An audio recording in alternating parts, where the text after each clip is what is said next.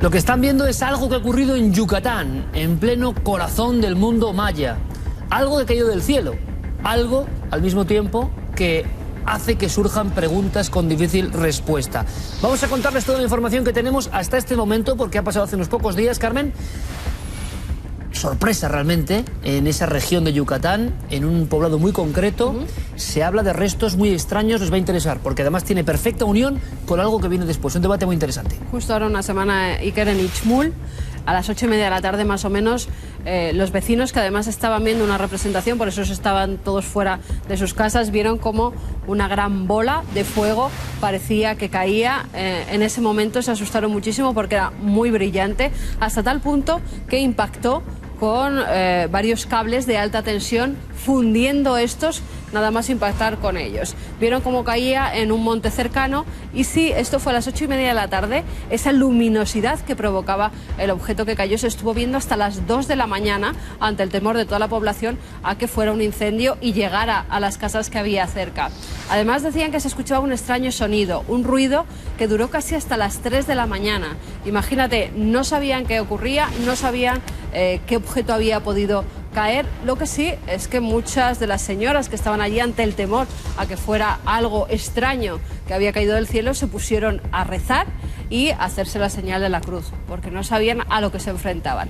A la mañana siguiente, los más jóvenes de la localidad se internaron en el bosque y recogieron varios restos. Estamos viendo las fotografías, había muchos restos, es impactante además porque creyeron ver incluso en algunos de esos restos formas humanoides, con lo cual intentaron como con un puzzle recrear lo que podía haber sido un visitante de otros mundos. Eso es lo que pensaban muchos de ellos.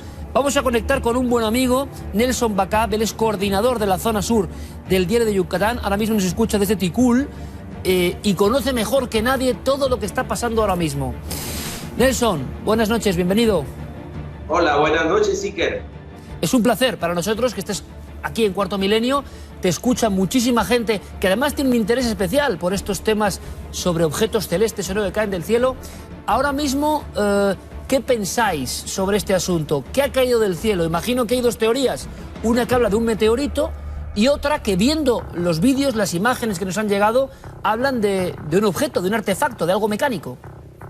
Así es, Iker. Mira, lo que es una realidad en esta comunidad de Ixmul, que forma parte del municipio de Chiquinzonot, al suroriente de Yucatán, es que hay temor entre los habitantes, principalmente porque desconocen en realidad qué es este objeto extraño que cayó el pasado domingo 22 alrededor de las 8 de la noche. Y fíjate que hasta el día de hoy ningún científico ha acudido al lugar para decidir hacer las pruebas, los estudios acerca de estos fragmentos que tenemos en esta comunidad. Creo que tenéis noticias de primera mano incluso sobre dolores, en síntomas un poco negativos de las personas que han estado más cerca de este objeto. Así es, cuando nosotros tuvimos la oportunidad de visitar este lugar y captar las imágenes que tu auditorio podrá ver en este día, pudimos platicar con algunos de los habitantes de esta comunidad, que tiene apenas 1.500 habitantes, pero la mayoría, fíjate, Iker, que la mayoría ha tocado estos objetos y algunos de ellos aseguran que han sentido fuertes dolores de cabeza desde la noche que ocurrió el impacto del meteorito a 300 metros de la última vivienda de esta comunidad. Tu opinión personal te la preguntaré luego, en torno a lo que has visto, ¿qué crees que es? Pero ¿qué cree la población ahora mismo? ¿Qué piensan ellos? Hablaba Carmen de rezos y de que había otra serie de fenómenos como ruidos, y esto es muy importante, Nelson, la visión después de ese impacto de otras luces y fenómenos un poco raros. Cuéntanos, compañero. Los pobladores aseguran que escuchan por el cielo ruidos similares al de una lavadora de ropa, como al motor de algún electrodoméstico. Entonces ellos salen a la calle para tratar de ver qué es lo que realmente están escuchando y no ven nada. Absolutamente nada. Entonces todos ellos creen que se tratan de que son visitados por seres de otro planeta. Esto es importante, Nelson. En la conciencia de esta comunidad apartada dentro del departamento de Ixmul, da la sensación, ellos creen que lo que viene no es precisamente una roca, un meteorito o un artefacto humano, sino que es otra cosa bien diferente.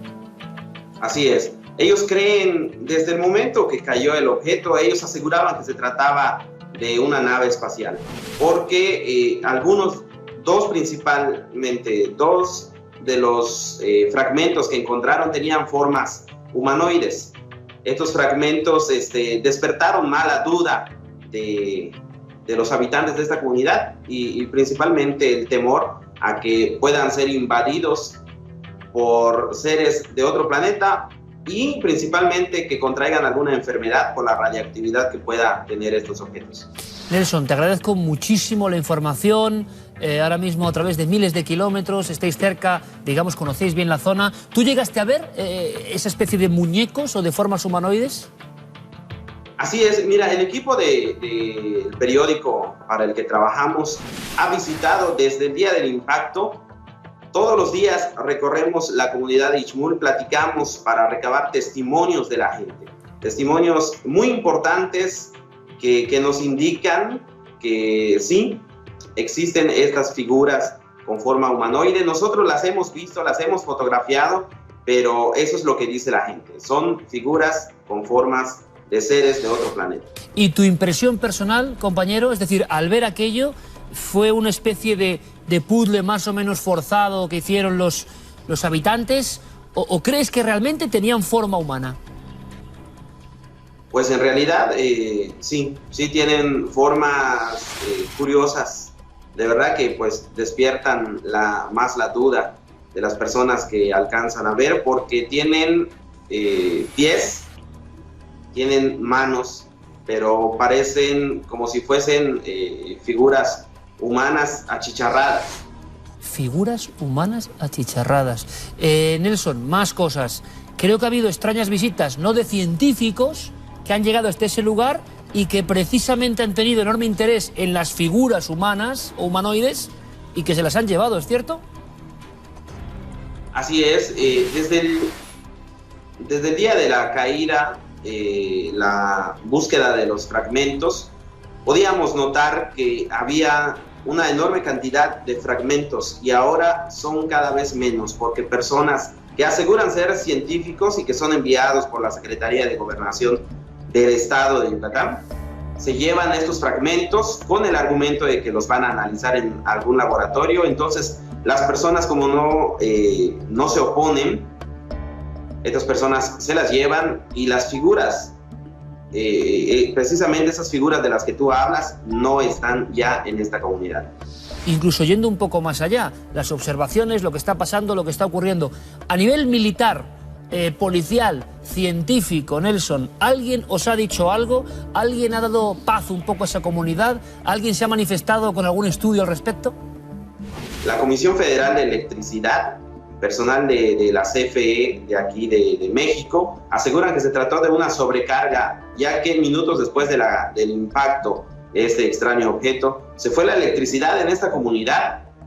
Entonces se creó más miedo. Al día siguiente acuden ellos y para restablecer el servicio eléctrico en Ichmul, y aseguran que se trataba de una sobrecarga. Ellos hasta ahora no admiten que se trata de un objeto del espacio exterior que cayó en esta comunidad. Tú no tienes la menor duda de que hay un objeto extraño, sea lo que sea. ¿Has podido ver? Yo no sé si te has atrevido a tocarlo, Nelson. ¿Qué hiciste cuando estuviste delante de esas piezas? Pero no tienes la menor duda, imagino, de que hay algo más de lo que están contando, ¿no?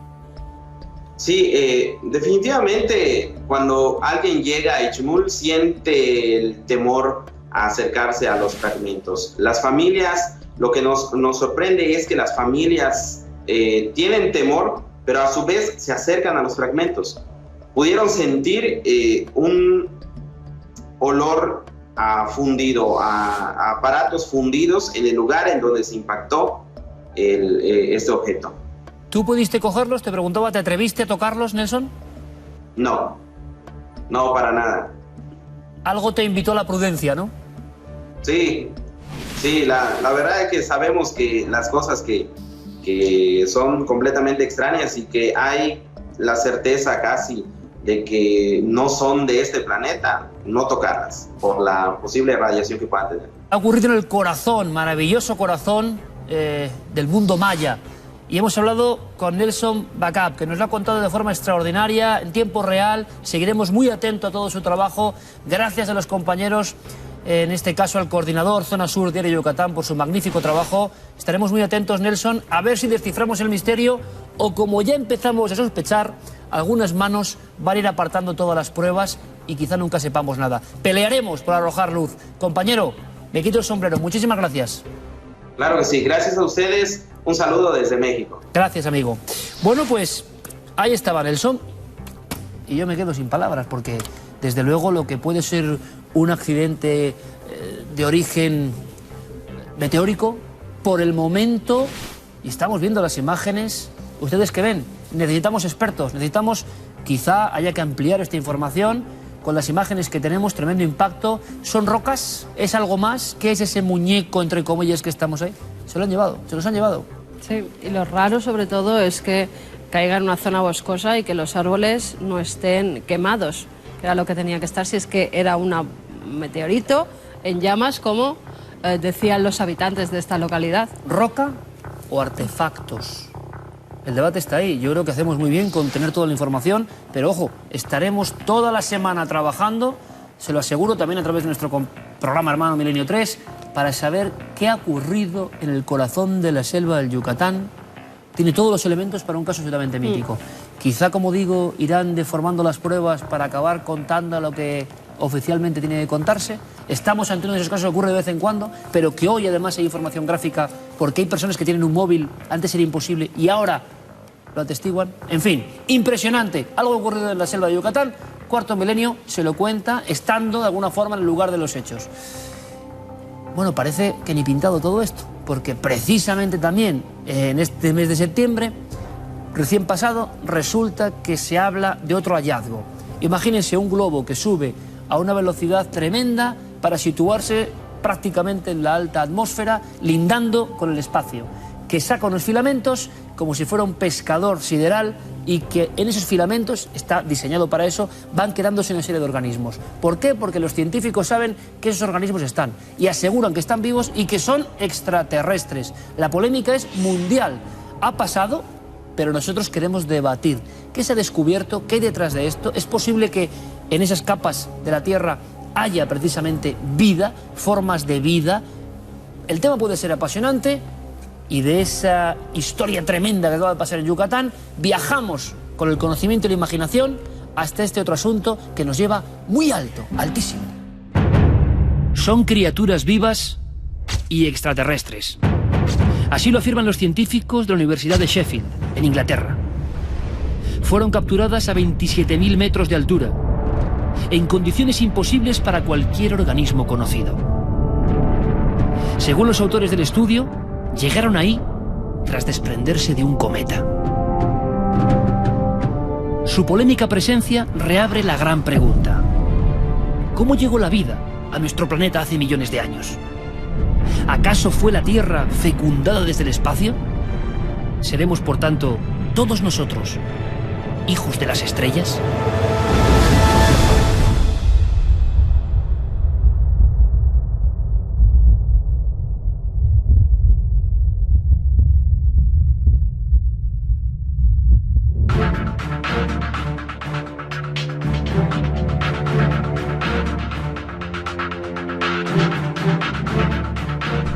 No quiero perder un minuto porque el tema es de esos que nos reconectan con el pálpito cósmico, ¿no? Un tema universal. Todos tenemos que estar interesados porque nuestro propio enigma está aquí, en juego, en esta mesa también. Vamos a aprender muchas cosas, los invitados son de excepción. Y de esta noticia, polémica que duda cabe, en el fondo vamos a entrar en las cuestiones profundas que yo sé que le van a gustar. Porque puede haber incluso un debate, porque hay posturas encontradas también. ¿Somos producto del azar? ¿Somos hijos de las estrellas? ¿Qué somos?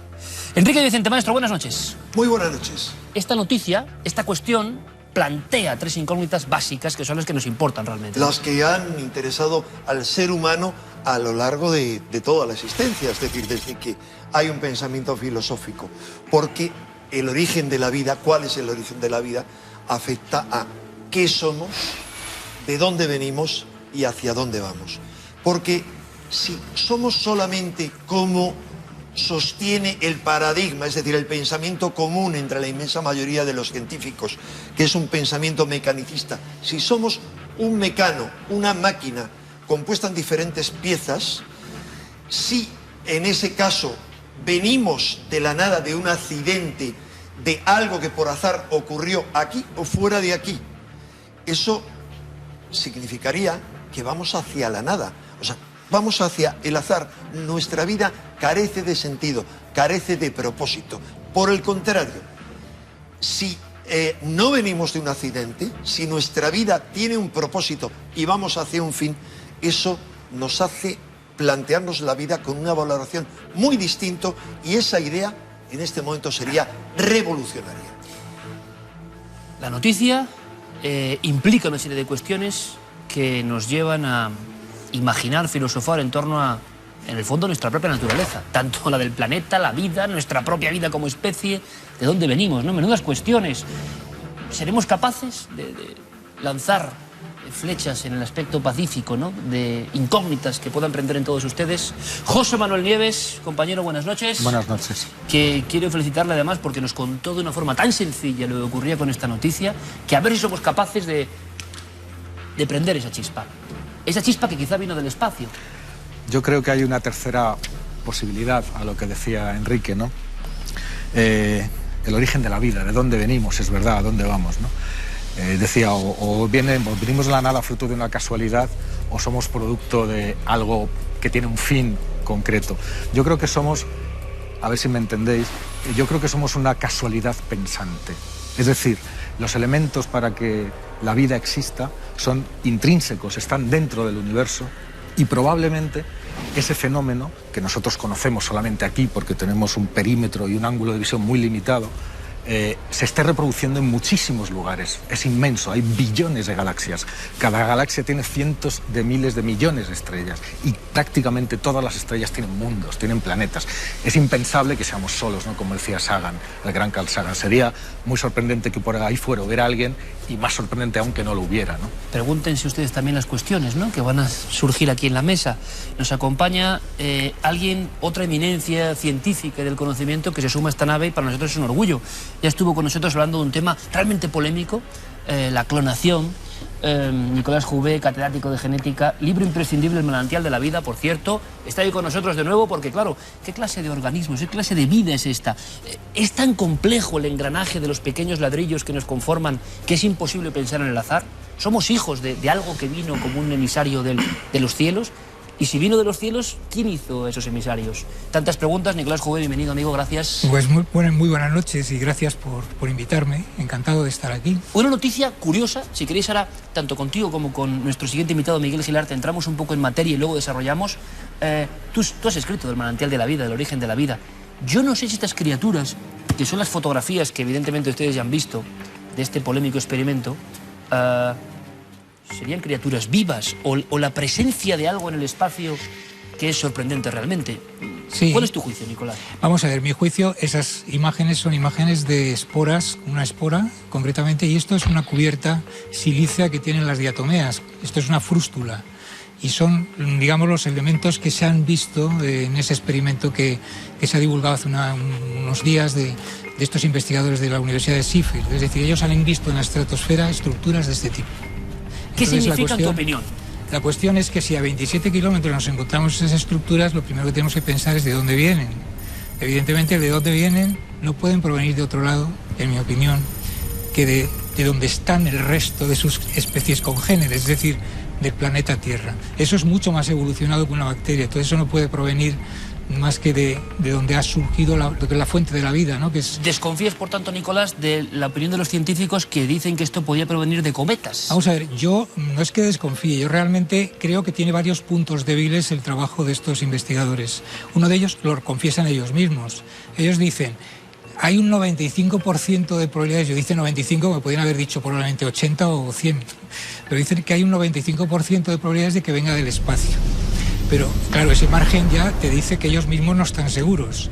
Pero a continuación excluyen que puedan provenir de la Tierra porque dice que no ha habido erupciones volcánicas en los últimos 3 años que hayan expulsado hacia el exterior o hacia arriba estos microorganismos. Bueno, pero hay huracanes, hay tornados, hay cantidad de corrientes de convección que pueden llevar de un extremo al otro del planeta organismos tan sencillos como esos, que además, precisamente porque son muy livianos, ascienden y de hecho no es la primera vez que aparecen microorganismos en la troposfera, en la estratosfera, incluso en la parte más alta de la atmósfera. Claro, de modo que... Nicolás, entonces nos sorprende mucho la actitud de estos científicos. La noticia fue recogida con expectación. Titulaba nuestro compañero José Manuel Nieves, como hicieron otros medios: científicos británicos creen haber hallado, lo decíamos, vida extraterrestre. Y de alguna forma una teoría muy curiosa que vamos a comentar aquí, que seguro que les va a fascinar, vuelve a estar en el dominio público. La panspermia, ¿no? Como una fotografía, decíamos, a gran escala de la fecundación. Fecundados desde fuera. ¿Por quién? Bueno, falta en esta mesa, evidentemente, otra pata, que es la del conocimiento astronómico. Nos acompaña nuestro buen amigo Miguel Gilarte, director del Observatorio Astronómico de Almadén de la Plata. Gracias, Miguel, por estar con nosotros una vez más. Gracias, Ike. ¿Tú crees en la panspermia como una posibilidad, yo creo que aparte de romántica, maravillosa y que está ahí, ¿no? Y yo no sé si podemos explicarlo brevemente a nuestro público. Pues sí, claro que creo bastante en ello. Es decir, las panspermias, pues, sabes que los cometas son rocas que están rodeadas de hielo, contienen bastantes elementos químicos que son, pues, propios de la vida, ¿no? Carbono, nitrógeno, oxígeno. Pero claro, tú coges todos esos elementos y lo metes en agua y lo bates y no forma ningún tipo de vida, ¿no? Que es la cuestión que estamos hablando. Entonces, si esos cometas que están cargados de elementos químicos que pueden producir vida llegan a planetas, pues, los cometas lo llamamos nosotros, ¿verdad?, los espermatozoides del sistema solar, llegan a óvulos fértiles que serían, en este caso, en su momento la Tierra al comienzo, ¿verdad? Pues es muy probable que esos elementos químicos de esos cometas se combinaran con otros elementos químicos de la Tierra en un caldo perfecto que tenía nuestro planeta para producir vida. Imagínate por un momento que esos cometas hubieran fertilizado a esos planetas de hace tantos miles de millones de años y, bueno, posiblemente hubiera surgido alguna civilización. Imagínate una civilización avanzada con respecto a nosotros miles de millones de años. Es decir, esta gente puede hacer lo que quiere, dominar el tiempo y el espacio y hacer lo que quiera. Por tanto... Perdón, Iker. Sí. Dices impensable para la mayoría de la Más gente. que impensable, inimaginable, Enrique. Inimaginable. Pero resulta... Que no quiere decir que no sea real, ¿eh? Claro. Resulta que grandes figuras, realmente al menos dos de los hombres que más deberían saber sobre el tema, como son Sir Francis Crick, uno de los dos descubridores del ADN y recibió el premio Nobel por ello, ateo, tan ateo como otro famoso biólogo, Richard Dawkins, ateo militante, el más militante de nuestros días. Los dos se han planteado seriamente, el primero sobre todo, otra hipótesis más atrevida, la panspermia dirigida. Es decir, según la cual no vino eso, no llegó por azar en un cometa, sino que desde su punto de vista lo más lógico y coherente es que para haberse protegido ese ADN fue transportado a la Tierra a bordo de naves extraterrestres, de sondas. Esa idea es muy antigua. Realmente el padre de la astronáutica soviética ya la planteó. Se planteó la posibilidad de utilizar naves, hablo de a principios del siglo XX, para expandir la vida por el universo. Pero un gran científico, el padre de la radioastronomía, Joseph Shklovsky, que escribió un libro que luego fue editado en Norteamérica con Carl Sagan, ambos planteaban en ese libro esa posibilidad de que sondas de una civilización súper avanzada hubieran regado la vida por el universo. Eso es lo que plantean dos grandes figuras. Mayor herejía que esa no es posible, pero cuidado, eso tiene trampa, ¿eh? Eran ateos y era una forma de decir, como hay algo aquí que no está claro, lo mejor es atribuirlo a seres materiales. Porque, muy bien dicho, Enrique, en el aspecto de que hay otra incógnita que nos sobrevolará esta noche sin duda alguna, que es al margen, como han explicado perfectamente nuestros compañeros, de esta noticia, de esta posibilidad de panspermia. Todo en el fondo nos lleva al gran nudo problemático de cómo empezó la vida en nuestro planeta, porque no está muy claro o sí está muy claro. Continuamos el debate. Lo que pasa, bueno, no sé. Lo que sucede es que yo creo que no se puede poner en el mismo nivel un intento serio de averiguar cuál es el origen de la vida con un montón de datos científicos obtenidos tanto dentro de la Tierra como fuera de la Tierra, porque es verdad lo que decía Gilarte, es absolutamente cierto que en otras galaxias se han detectado compuestos orgánicos y eso te da, en otras estrellas se han encontrado también estructuras parecidas a la nube de Oort, que es de donde salen los cometas. Es decir, cada vez hay más pruebas circunstanciales que nos indican que los elementos necesarios para la vida se encuentran en todas partes. No se puede poner eso en el mismo nivel que una teoría o una idea, que por qué no, porque incluso podría ser de una civilización que ha ido sembrando por ahí, porque eso es un poco confundir. Estoy de acuerdo, pero ¿sabes por qué se lo permiten las tres figuras a las que he dicho? Sí, es importante. Porque están por encima del bien y del mal. No tienen que andarlo cogiendo con pinzas como la mayoría de los científicos muertos de miedo por lo que dirá el sistema establecido científico acerca de sus ideas. Eso no entra dentro del debate porque además esos seres diseminadores de la vida a su vez están vivos y en algún lado tienen que haber surgido ellos mismos. Luego iremos. El debate fundamental es anterior. Lo lleva a otro sitio. Claro, debate, ¿no? O sea, el debate fundamental, que es el del origen de la vida, digamos, dónde se originó la vida, afecta a estos hipotéticos seres también, igual que al resto de los. Déjame que pregunte un momento, José Manuel, al doctor Jové una cosa que es importante y a ver si nos lo hace muy sencillo. Idea muy global. El ADN y su complejidad, lo que somos nosotros mismos. Sí. Muchos mantienen que esa complejidad impresionante, de la que no somos muy conscientes porque no se nos cuenta, es el principal argumento para pensar que no somos producto de, no sé, de una chispa, de un azar, simplemente de una suerte. Que hay demasiada complejidad en los organismos vivos. Efectivamente, ese es el principal razonamiento que uno se debe de formular. Yo soy un asombrado de lo que me rodea. A mí me asombra lo que me rodea. Ya somos dos. Y me asombra precisamente por su belleza y por su complejidad. Y cuando te metes en los organismos vivos, el asombro se multiplica y se eleva a no sé qué potencia. Es decir, si yo me asombro, por ejemplo, con una obra de Miguel Ángel, el Moisés, por ejemplo, o la Capilla Sixtina, que es algo que sabemos que tiene un autor, por cierto, y yo a continuación observo algo tan complejo, aparentemente tan sencillo como una bacteria, pero que tiene una complejidad enormemente multiplicada respecto a lo que pueda ser una obra de arte, entonces tú dices, bueno, debió de haber también un autor. ¿Quién es el autor? Ese es el principal. Por eso a mí no me basta con decir un razonamiento tan radical como decir, no importa el porqué. ¿Cómo que no importa el porqué? Si es que esa es la pregunta fundamental, la que nos estamos haciendo, lo decía hace un rato, nos lo decía Enrique hace un rato, es decir, el hombre se viene haciendo preguntas desde que es hombre prácticamente, desde que tiene sentido de la razón, ¿no? Es decir, ¿qué somos? ¿De dónde venimos? ¿A dónde vamos? ¿Cuál es la razón de nuestra existencia? Entonces, nos tenemos que formular esa pregunta. ¿Qué herramientas tenemos? Pues vamos a poner las cosas muy sencillas para nuestros espectadores. Te lo agradezco. Ciencia y filosofía, si queremos hacerlo muy sencillo. También teología, si queremos. Pero voy a poner solamente de momento ciencia y filosofía. La filosofía nos va a explicar muchas veces, nos puede explicar con razonamientos muy interesantes, ideas muy espectaculares, pues las causas de muchas cosas. Pero el cómo se formulan cómo se producen las cosas nos lo va a explicar la ciencia. Es decir, la ciencia es la que nos puede explicar no el por qué, sino el cómo se han producido las cosas. Y ahí sí que podemos avanzar mucho. Podemos avanzar, por ejemplo, me decías la complejidad del genoma. Bueno, el genoma es algo enormemente complejo, pero una cosa que nos asombra, todos los seres vivos de este planeta tienen el mismo tipo de moléculas informativas. La molécula de ADN es universal, la comparten las bacterias, los hongos, las plantas, los animales superiores, los inferiores y los protistas y todos los seres vivos.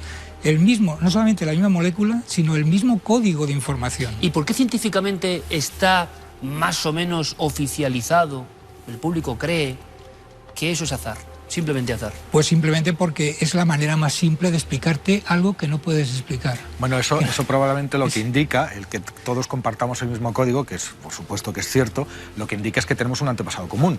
No, es que es muy simple. El universo está hecho de lo mismo. Tú miras cualquier galaxia que esté en el otro extremo del universo y está hecho de lo mismo. Casi todo está hecho de hidrógeno y helio. Hay, como decía, hay más de 100.000 millones de estrellas en nuestra galaxia, 100.000 millones de galaxias. Se han descubierto miles de planetas. Hay billones de planetas. Debe haber trillones de planetas en el universo. Es absurdo. Y si la vida se da por azar, el azar no se puede dar aquí solamente. Entonces, se tiene que dar. ¿Qué ocurrió, no? ¿Eh? ¿Qué ocurrió? Es la gran pregunta, ¿no? Claro, hombre, nosotros la verdad es que no sabemos de dónde procede la vida, cómo se forma la vida. Lo que sí sabemos es que es una serie de combinaciones químicas que se deben dar en muchos planetas de otros sistemas estelares, incluso en el nuestro. Porque ahí tenemos, por ejemplo, el satélite Europa de Júpiter, que contiene un océano de agua gigantesco. Ahí seguramente tiene que haber algún tipo de vida. Para que todo el mundo nos comprenda perfectamente, y yo creo que es un tema en el que hay que hacer un cierto esfuerzo, pero que, bueno, tiene su recompensa también, ¿no? Porque habitualmente en los medios de gran escala, vamos a llamarlo así, para todos los públicos, es que no se suele hablar de esto, que a mí me parece muy curioso. Se suele hablar solamente en los cenáculos especializados de científicos, y por eso el público, me incluyo muchas veces, no sabemos que los propios científicos no saben muy bien de dónde vino la vida. ¿Por qué? ¿Por qué apartamos esa página, ¿no? Que es tan importante y nos podría enseñar tanto? Yo no estoy de acuerdo en que la apartamos. ¿No la estamos apartando. ¿Sí se sabe de dónde vino la vida? No, por Dios, no se sabe, vale. Pero que no se aparta la cuestión. Al revés, hay miles y miles de cerebros, de mentes, de organizaciones buscando eso. O sea, estamos pero el gran público no lo comparte. Es una quizá, vamos a ver, yo creo que es una cuestión de medios disponibles. Un niño con un barquito de papel no descubre América. Necesita, como mínimo, un galeón. Dejadme que plantee una pregunta que quizá puede lanzarnos la cuestión, porque me parece muy interesante. Bien, imagino que el ser humano, la ciencia, doctor, ha intentado reproducir la vida otra vez, una y mil veces. Por supuesto, eso es buscando esa chispa, ¿no? Precisamente es lo que quería comentar, porque... Y es que yo creo que no importa tanto el de dónde viene el primer ser vivo, el ancestro, si viene de otro planeta o se ha originado en la Tierra, sino el cómo se ha originado. Claro. A mí lo que me interesa saber es cómo se ha originado. Y por lo que sabemos, las condiciones de la Tierra en una etapa determinada, que fue más o menos unos 300, 400 millones después de haberse consolidado la corteza terrestre, es decir, hace unos 3.800 millones no tienen nada que ver con las condiciones actuales. Con lo cual, ¿qué pasa?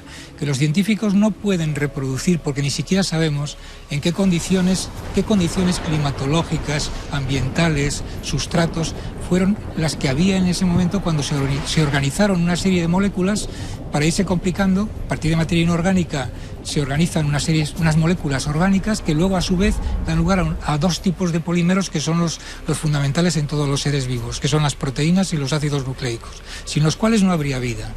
Pero ¿cómo se llega a los ácidos nucleicos? ¿Y cómo se llega a las proteínas? Y ha habido experimentos, doctor, concretos, imagino, para resolver la gran incógnita, ¿no? ¿Y en qué han quedado esos experimentos? Hay uno muy conocido, que es el año 56, el de Urey, y es que realmente trató de reproducir en un balón hecho vacío, con una serie de gases, metano, en fin, anhídrido carbónico, unas chispas eléctricas, medio acuoso y demás, reproducir el origen de algo que pudiera ser moléculas orgánicas. Y efectivamente, a partir de elementos muy simples, inorgánicos, consiguió unos poquitos aminoácidos, incluso una base nucleotídica.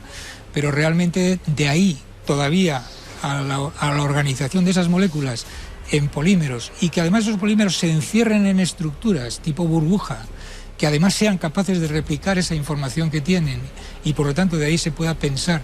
No hay todavía, hay muchos experimentos que se están haciendo, pero no hay todavía claridad. Ahí está la paradoja del alquitrán, por ejemplo, ¿no?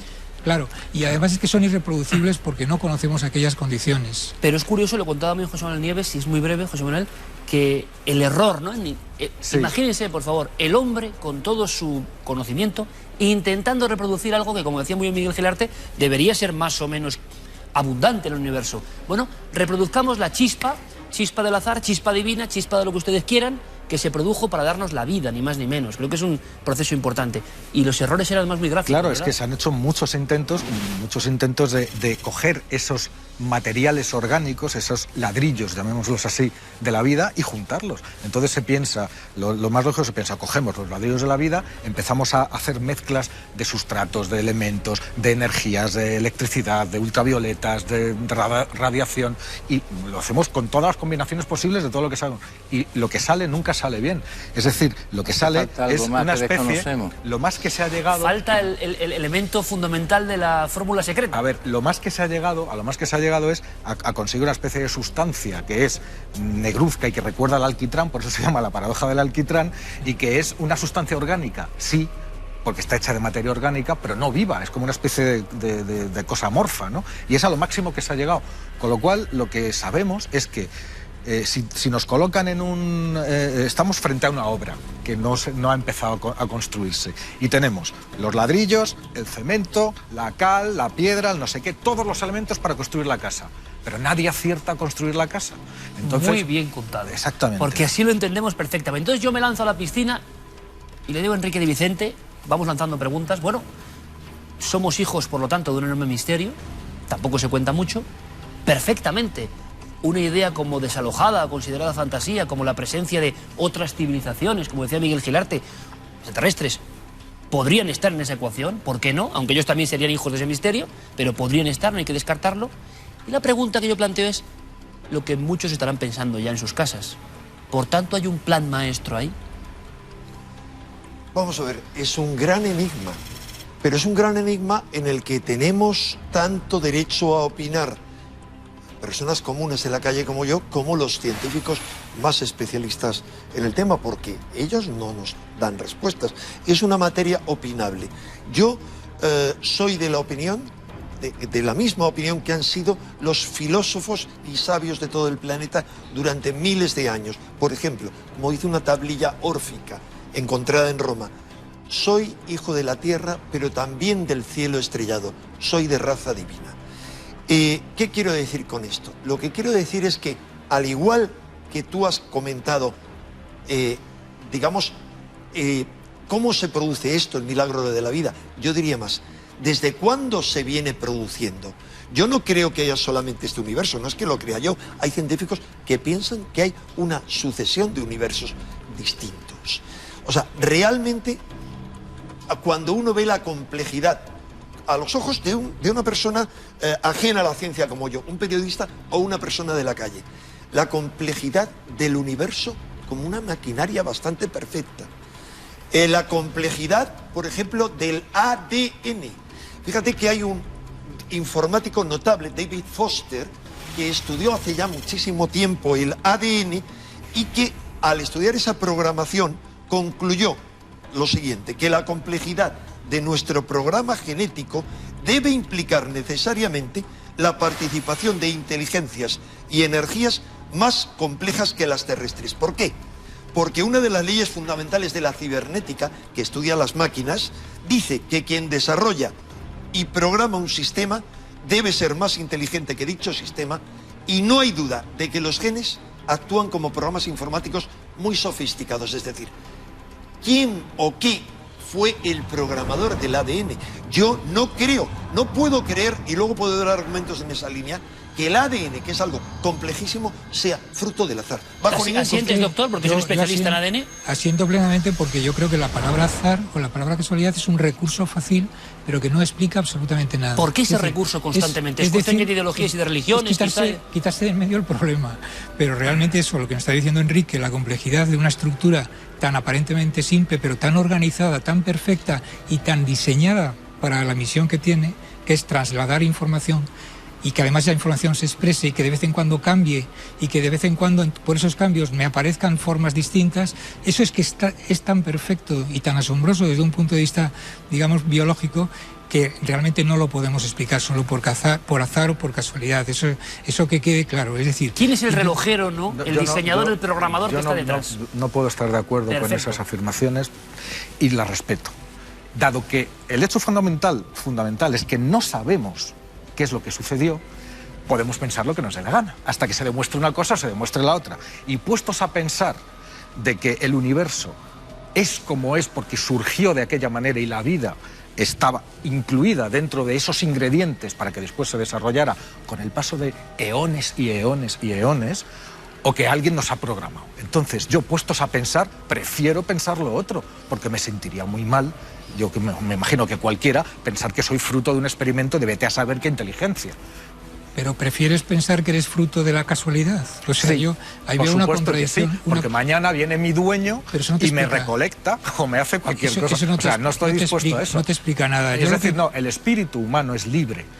La conciencia humana es libre, la inteligencia humana es libre. Totalmente de acuerdo. Entonces, como es libre, tiene derecho a pensar Claro. en un creador. Claro. Por supuesto. Pero eso es fe, eso es una cuestión de fe, o incluso filosófica, si me permites. Pero filosóficamente yo me rebelo ante la idea de que un ser extraterrestre haya mandado un día una nave para sembrar determinadas cosas y que el resultado sea eso yo. no es una idea filosófica, precisamente, como eso es no un conocemos el origen de la vida, pues, es lícito pensar exacto. lo que cada uno quiera. He empezado diciendo eso, Claro. digo, lo respeto, pero mi opinión Se puede es pensar la que la vida es un milagro. Eso es evidente. La vida puede ser una casualidad de combinaciones químicas. O puede ser, una reacción de la materia que conduce finalmente al desarrollo de la vida. Para decirlo en una frase, prefiero creer. Eso no se demostró, al igual que el otro tampoco. Claro que no. Pero nadie ha demostrado nada todavía. Prefiero pensar que es una casualidad, no me gusta tampoco esa palabra, es una consecuencia de la propia forma en que surgió el universo y de los propios elementos que tiene el universo, que los ha barajado durante más de 13.000 millones de años, de 1000 maneras, infinitas maneras, y de repente surge la que tiene que surgir, y que de ahí salimos nosotros, que somos, por eso lo dije al principio, somos una casualidad pensante. Tú prefieres ser hijo de la casualidad, ¿no? Pero pensantes, es que después nos hemos convertido en pensantes, en Después, autores. Otra cuestión. ¿Por qué de estos temas que hemos hablado con tanta claridad y que son las grandes incógnitas para el ser humano, no se informa habitualmente, o en mi opinión, se da la idea general de que los científicos, que trabajan mucho y con mucho esfuerzo, que el conocimiento humano, no solo los científicos, tienen más o menos perfectamente resueltas las cuestiones principales y primigenias? ¿Por qué no somos muy conscientes de que somos, tanto en el universo como en la propia vida humana, hijos, en mi opinión, de un enorme misterio? ¿Hay algún interés en que todo esto no se conozca o no sea de uso cotidiano? Bueno, no tengo ninguna duda. Es un interés sistémico. Iba a decir un interés sociopolítico, pero diría sistémico. Es decir, el sistema establecido en el que vivimos, se trate de países del mal llamado mundo libre como del mal llamado mundo socialista, da lo mismo. Todo comparte toda una serie de presupuestos en común, algunos de los cuales están increciendo, como el materialismo. Nuestra vida está regida por un materialismo absoluto. Y lo que interesa es dar una impresión, una imagen de seguridad. Todo se tiene bajo control. Y esa seguridad es totalmente falsa. Eso es lo que no les interesa que la gente se dé cuenta, como no les interesa que la gente piense, reflexione, se haga preguntas y se acabe rebelando contra las mentiras en las que vivimos. ¿De acuerdo, José Manuel? Yo creo que eso sería uno de los mayores descubrimientos de la historia de la humanidad, es decir, saber cómo se formó la vida y descubrir vida, que muchos dicen, bueno, es que no quieren los gobiernos que sepamos que, no que en Marte el sistema, o el que el sistema. mundo no lo gobiernan los gobiernos. Es que no quiere nadie que sepa que en Marte hay vida. Es que tenemos allí un montón de naves que han costado mucho dinero. Y la NASA tiene que justificar. Van 40 ya. Tiene que justificar los miles de millones de dólares que se está gastando. O sea, que no y sin embargo es la NASA para nada. Y sin embargo la NASA es incapaz de decir que ha encontrado vida en Marte, cuando eso sería pues otro de los mayores descubrimientos de la historia de la humanidad. A ver, yo a lo que dice Enrique no creo. Yo creo simplemente que a lo largo de la historia del ser humano, ha habido muchas etapas y muchas características distintas de pensamiento. Y ahora vivimos en una etapa que es muy materialista y muy de realidad inmediata. Es decir, no es que se oculte nada, es que simplemente a la mayoría no le interesa, claro, porque no es de orden práctico inmediato. Porque nos han educastrado de esa manera. Qué interesante, no es de orden práctico inmediato. Esto no sirve para ganar elecciones, no sirve para buscar trabajo, no sirve para comprarte un coche, no sirve para cambiar de móvil, no sirve para eso. Sin embargo, ha habido épocas en la historia en las que la espiritualidad, si quieres, o el pensamiento, en el Renacimiento, por ejemplo, era lo que impulsaba a muchísima gente. Estamos en un momento histórico que es así, no hace falta ir a ninguna conspiración. Yo espero, porque hay muchas personas que no se dejan llevar por esa corriente y que intentan ir un poquito más allá. Y yo creo que todos los que estamos en esta mesa formamos parte de ese grupo de personas. Y nos damos cuenta, yo que soy lo único que hago, yo no soy científico profesional, soy un divulgador de la ciencia. Y por mi experiencia, lo único que puedo decir es que la gente tiene hambre de conocer todas estas cosas, de saber, de que alguien les explique y les cuente, con palabras más o menos sencillas, qué es todo eso que desconoce y que habitualmente no se habla porque no interesa. Qué interesante. Sí. Y terminamos aquí porque lo que hemos hecho es una especie de capítulo apasionante con un montón de incógnitas cogidas a lazo y lanzadas para todos ustedes. Y es que sabemos poco de casi nada, que es Bueno, es lo poco que sé, que sabemos poco. Y resulta que en nuestra especie también hay un enorme misterio, tú lo sabes como yo, José Manuel Nieves, y es ¿por qué nosotros? ¿Por qué, como decía Carl Sagan, esa especie de elementos sueltos acaban adquiriendo conciencia? ¿Intervino algo alguien más? Si intervino un relojero, un diseñador, un dios, llámenlo como quieran, ¿quién le creó a él? ¿O no le creó nadie? Bueno, ¿verdad? Acabamos casi como al principio, pero creo que con una misión importante, demostrar que estos enigmas, que son nuestra propia patria más profunda, están ahí sin resolver. Y eso ya es importante, que ustedes lo sepan y que reflexionen. Ha sido un honor, como siempre, estar con los cuatro. El debate sobre el enigma del ser humano próximamente.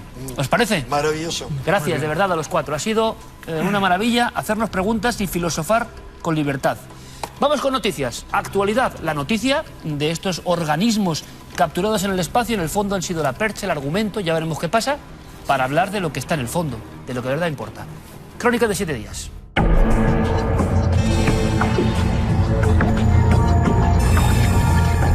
Esta semana comenzamos nuestro informativo mostrando imágenes que nunca habían salido a la luz sobre la recuperación de víctimas del Titanic. 9 días después de que se hundiera el transatlántico, varios barcos seguían buscando cadáveres en el mar. En el buque Mackay Bennett, el reverendo Hine llevó a cabo un funeral masivo mientras arrojaban de nuevo los cuerpos al agua. En una de las imágenes que se ha descubierto un siglo después de la tragedia, se muestran las bolsas de cadáveres apilados en la cubierta, mientras 2 hombres arrojan a una víctima por la borda. La mayoría de las víctimas que no fueron llevadas a tierra o eran pasajeros de tercera o no tenían forma de identificarlos. La imagen ha sido propiedad de la familia de uno de los tripulantes del Mackay Bennett hasta ahora, y junto a ella se encontró también un telegrama donde se decía que el Titanic no se había hundido, aunque estaba dañado. Continuamos con misterios del mar, ya que ha aparecido en la playa de la Arena, en Pechón, en Cantabria, un calamar gigante de varios metros de longitud.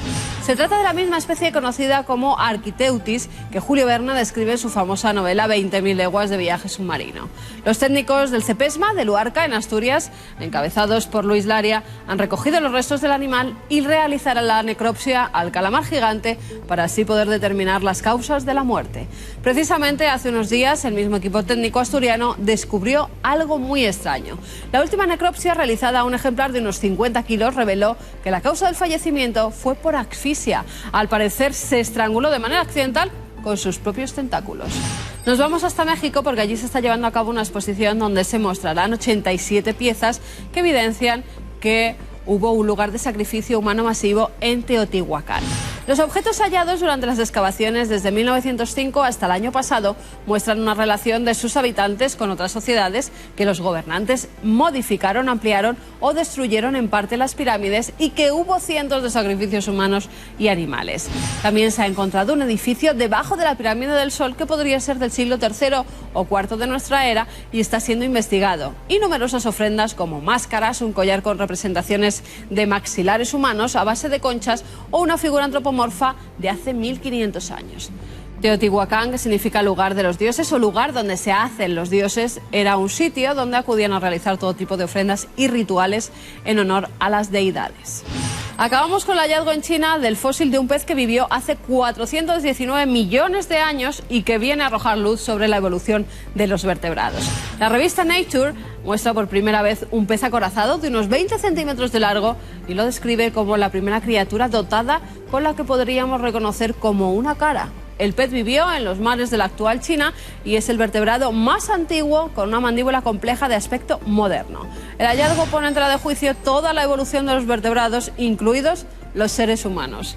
Este hallazgo podría cambiar lo que sabemos sobre la evolución temprana de los vertebrados. Hasta ahora se creía que el último ancestro común de todos los seres con mandíbulas se parecía a las rayas o los tiburones modernos, pero probablemente los vertebrados tuvieron su esqueleto óseo desde el principio.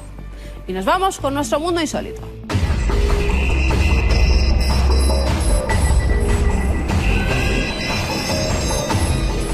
Hace unos días, un tremendo terremoto de 7,7 grados asolaba gran parte de Pakistán. Pero fíjense ustedes lo insólito del caso. Ha surgido una isla, y no es pequeña, 214 metros de longitud. Ya hay gente que ha acudido a la isla para ver si es real. Y sí, han puesto el pie en tierra firme.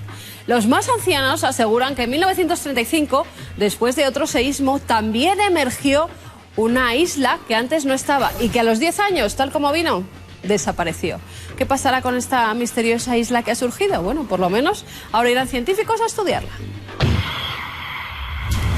Y nos vamos hasta China, donde les voy a contar una historia de nuevo de superación. Una madre tiene un accidente automovilístico, queda en coma, está embarazada. Su niño va creciendo dentro porque no había sufrido ningún daño. La madre da a luz aún estando en coma. Y cuando el niño pronuncia sus primeras palabras, con esas palabras la madre se despierta del coma. Los médicos no se lo podían creer. Ahora el niño, además de hablarla todos los días, mastica la comida y se la da a su madre para que ésta pueda ingerirla. De nuevo, una preciosa historia de amor de una madre y un hijo. Y como ustedes sabrán, ¿dónde tenemos la nariz todos? En medio de la cara, ¿verdad? Pues no, hay un joven chino que la tiene en la frente. Así es, ahí tienen las imágenes. El pobre sufrió un accidente y además el cartílago se empezó a infectar y se quedó casi sin nariz.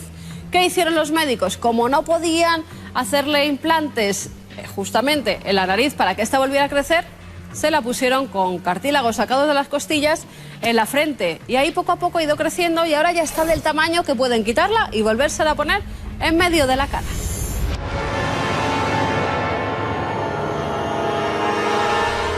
Hay una familia de Sevilla que lleva 20 años esperando una respuesta. Algo quedó grabado en una sábana, la que tenemos aquí, después de una serie de experiencias extrañas, algunas terroríficas. Pero es que yo estoy mirando directamente el informe pericial de 50 páginas y no es algo de mi asombro. Ustedes y yo lo sabemos, es muy difícil creer que las ánimas, los fantasmas, lo extraordinario, dibuje algo en una sábana. ¿Qué sentido tiene? ¿Dicen algo esas cifras?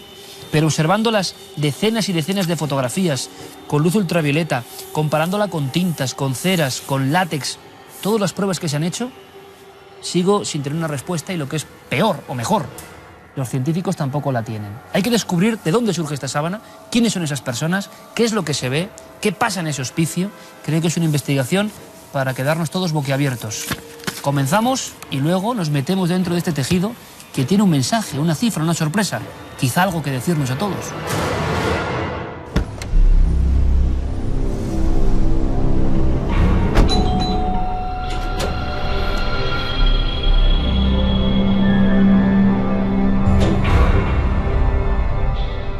Bueno, José Luis, Pepe, ¿por qué nos habéis llamado? ¿Qué es lo que está sucediendo? ¿Qué es lo que sucede aquí en Sevilla? Pues mira, tenemos uno de los casos más llamativos que hemos podido investigar últimamente, ¿sabes? Ahora iremos a ver a los testigos principales.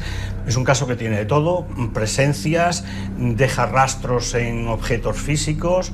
Yo quise estudiar a fondo lo que era el Hogar Hospicio Virgen de los Reyes, a ver si era solamente en esa conserjería o si también allí en el hogar había pasado algún tipo de fenomenología. Y me llevó la gran sorpresa.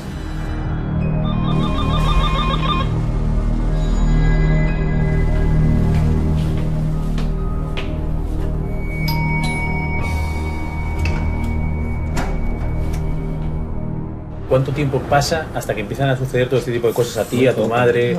Poco tiempo, sabemos, haciendo memoria de todo lo que nos ha ocurrido, porque, claro, pensábamos todo que era hechos aislados. Todo partió de allí, porque allí lo que casi se hizo un llamamiento, ¿no? Se nos ocurrió decir, si estás ahí, manifiéstate, y se movió una silla. Yo salí corriendo. Y entonces mi hermano cuenta cómo vio partir desde la cocina, pues como eso, como algo chiquitito, por eso le llamamos lo del enano, una figura así pequeña y que salía como corriendo para él.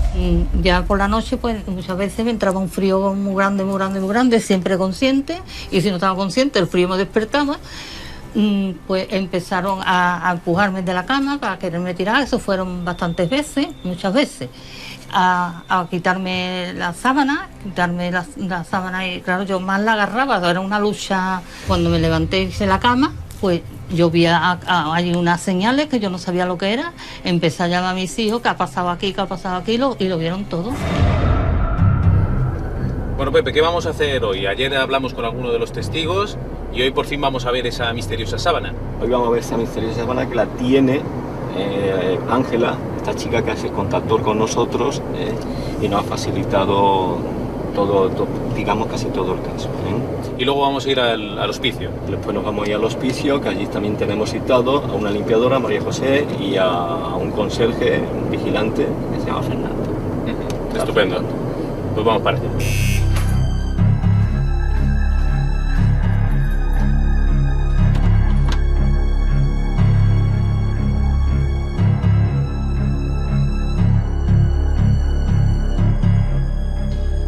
¿Ves? Esta es la zona. Ahí se ve algo, te claro. digo, además, está muy bien Sí, es como si estuviera punteado, desgastada. sí. Están los hilos realmente quitados cuando empezamos a bordar.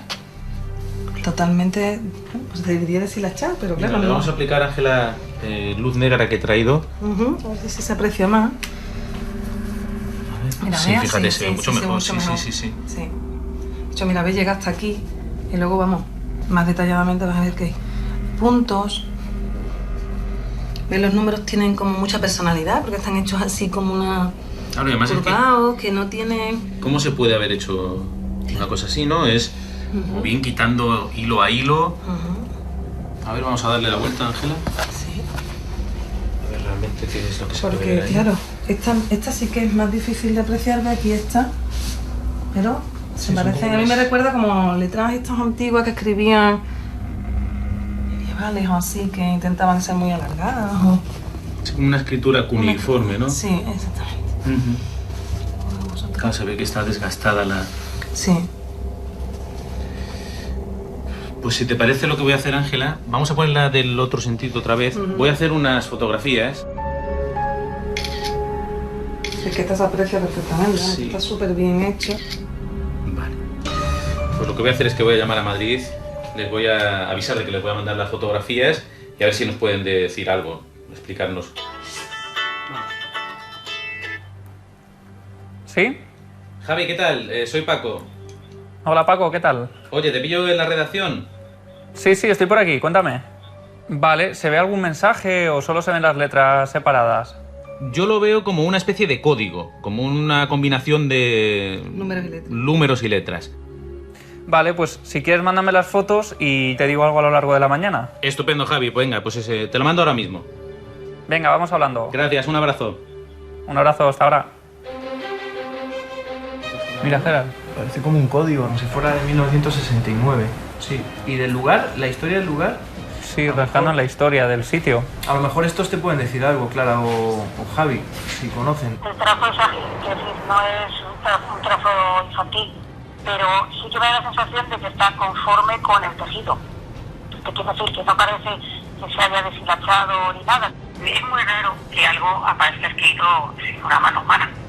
La impresión que tengo es que se trata de algún tipo de número de clasificación. Si estos son sábanas de un hospicio, ese 7/14A69 podría ser una referencia de almacenaje, por ejemplo.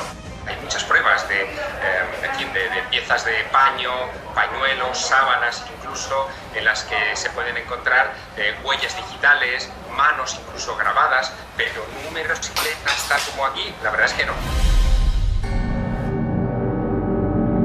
Ahí tienes la escalera que sube, que es donde María José, la limpiadora, al estar limpiando, ve una nube que se levanta del suelo y a medida que va por la planta de arriba va encendiendo todas las luces según pasa. Exactamente igual que te lo estamos contando. Perdonadme que justo me están llamando de Madrid. ¿Sí? Dígame.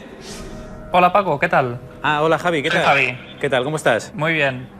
Mira, te llamo porque ya he podido hablar con algunas personas. Yo, de todas formas, ahora en un rato he quedado en ir a visitar a Carlos Rodríguez, que es perito calígrafo también, para que él, viendo un poco las imágenes que ya se las he enviado, pues nos dé una impresión y a lo mejor allí in situ pues podamos sacar algo más en claro. Entonces, bueno, te llamo en un rato también cuando salga de allí, del despacho, y te cuento cómo ha ido. Gracias, Javi. Un abrazo. Venga, gracias. Un abrazo. Hasta luego.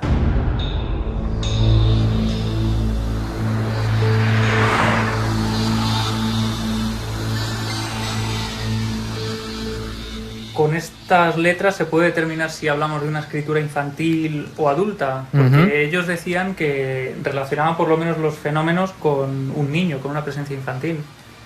Yo diría que esto es escritura de un adulto, pero además no solo de un adulto, sino que incluso el estilo de letra, la tipografía de letra corresponde a una persona de unos 50 años para arriba.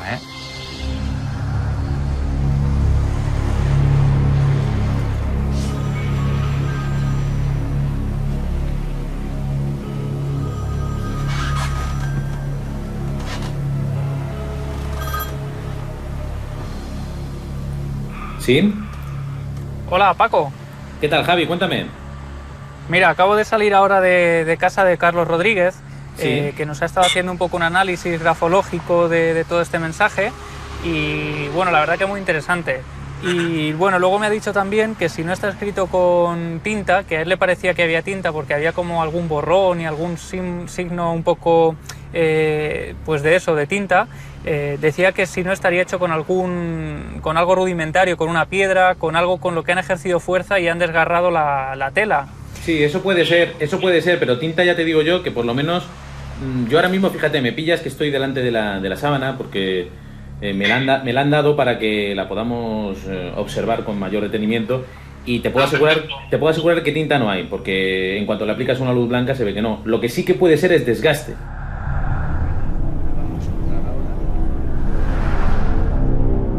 María José, me han dicho que esta zona del hospicio es la que tiene más energía o la que decís que es en la que más cosas ocurren, ¿no? ¿Cuál es tu experiencia personal? ¿Qué es lo que a ti te ha sucedido? Yo he notado susurro en el oído, he notado sombra, no he visto sombra. Me he asomado a lo que es la galería primera y allí no había nadie. Y en ese momento se me enciende la luz y se me hizo una nube gris, espesa. Después, pues sí, pues en la segunda planta pues se nota algo. Y además yo siempre miro para atrás porque noto que alguien me persigue o una presencia de alguien. Y además lo noto, lo siento. La sacristía también, tú sabes, ahí se escucha. Además, yo ya te he comentado que la parte de entrada polivalente a mí me ha dado, no respeto, me daba miedo. Que incluso yo decía a la directora, yo ahí no me mandes a limpiar porque me da pánico.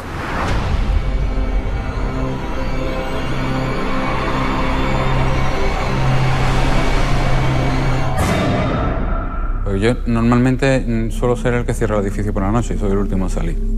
Y sí es verdad que he notado pues luces que se encendían y se apagaban sin haber nadie en el edificio ya. Pero lo que más me impactó fue un día que estando allí en la portería, también ya cercana a la hora de cerrar, empecé a oír como un golpeteo como de si alguien fuese dando con un palito por las ventanales, las cristaleras, plan, plan, plan. Y las luces de la galería se van encendiendo. Entonces me incorporé un poco, no veía a nadie, se iban encendiendo las luces, pero yo no veía a nadie. Y de pronto, cuando se encendió la luz de la galería que da a la portería, vi la figura de un niño. Fernando, le voy a pedir a mi compañero Marcos que nos deje a solas, que nos apague los focos y vamos a permanecer tú y yo en este lugar para ver qué podemos sentir o qué se puede escuchar aprovechando que estamos aquí solos de noche. Muy bien.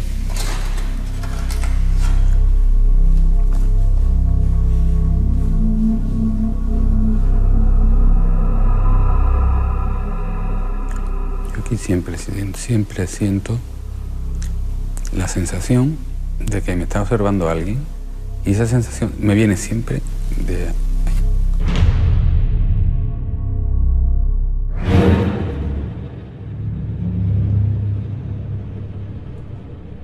Toca contribuir al trabajo de nuestros compañeros, Paco Pérez Caballero y Javier Pérez Campos. ¿Qué podíamos añadir? Pues evidentemente una indagación científica, física, porque tenemos un objeto que está aquí presente.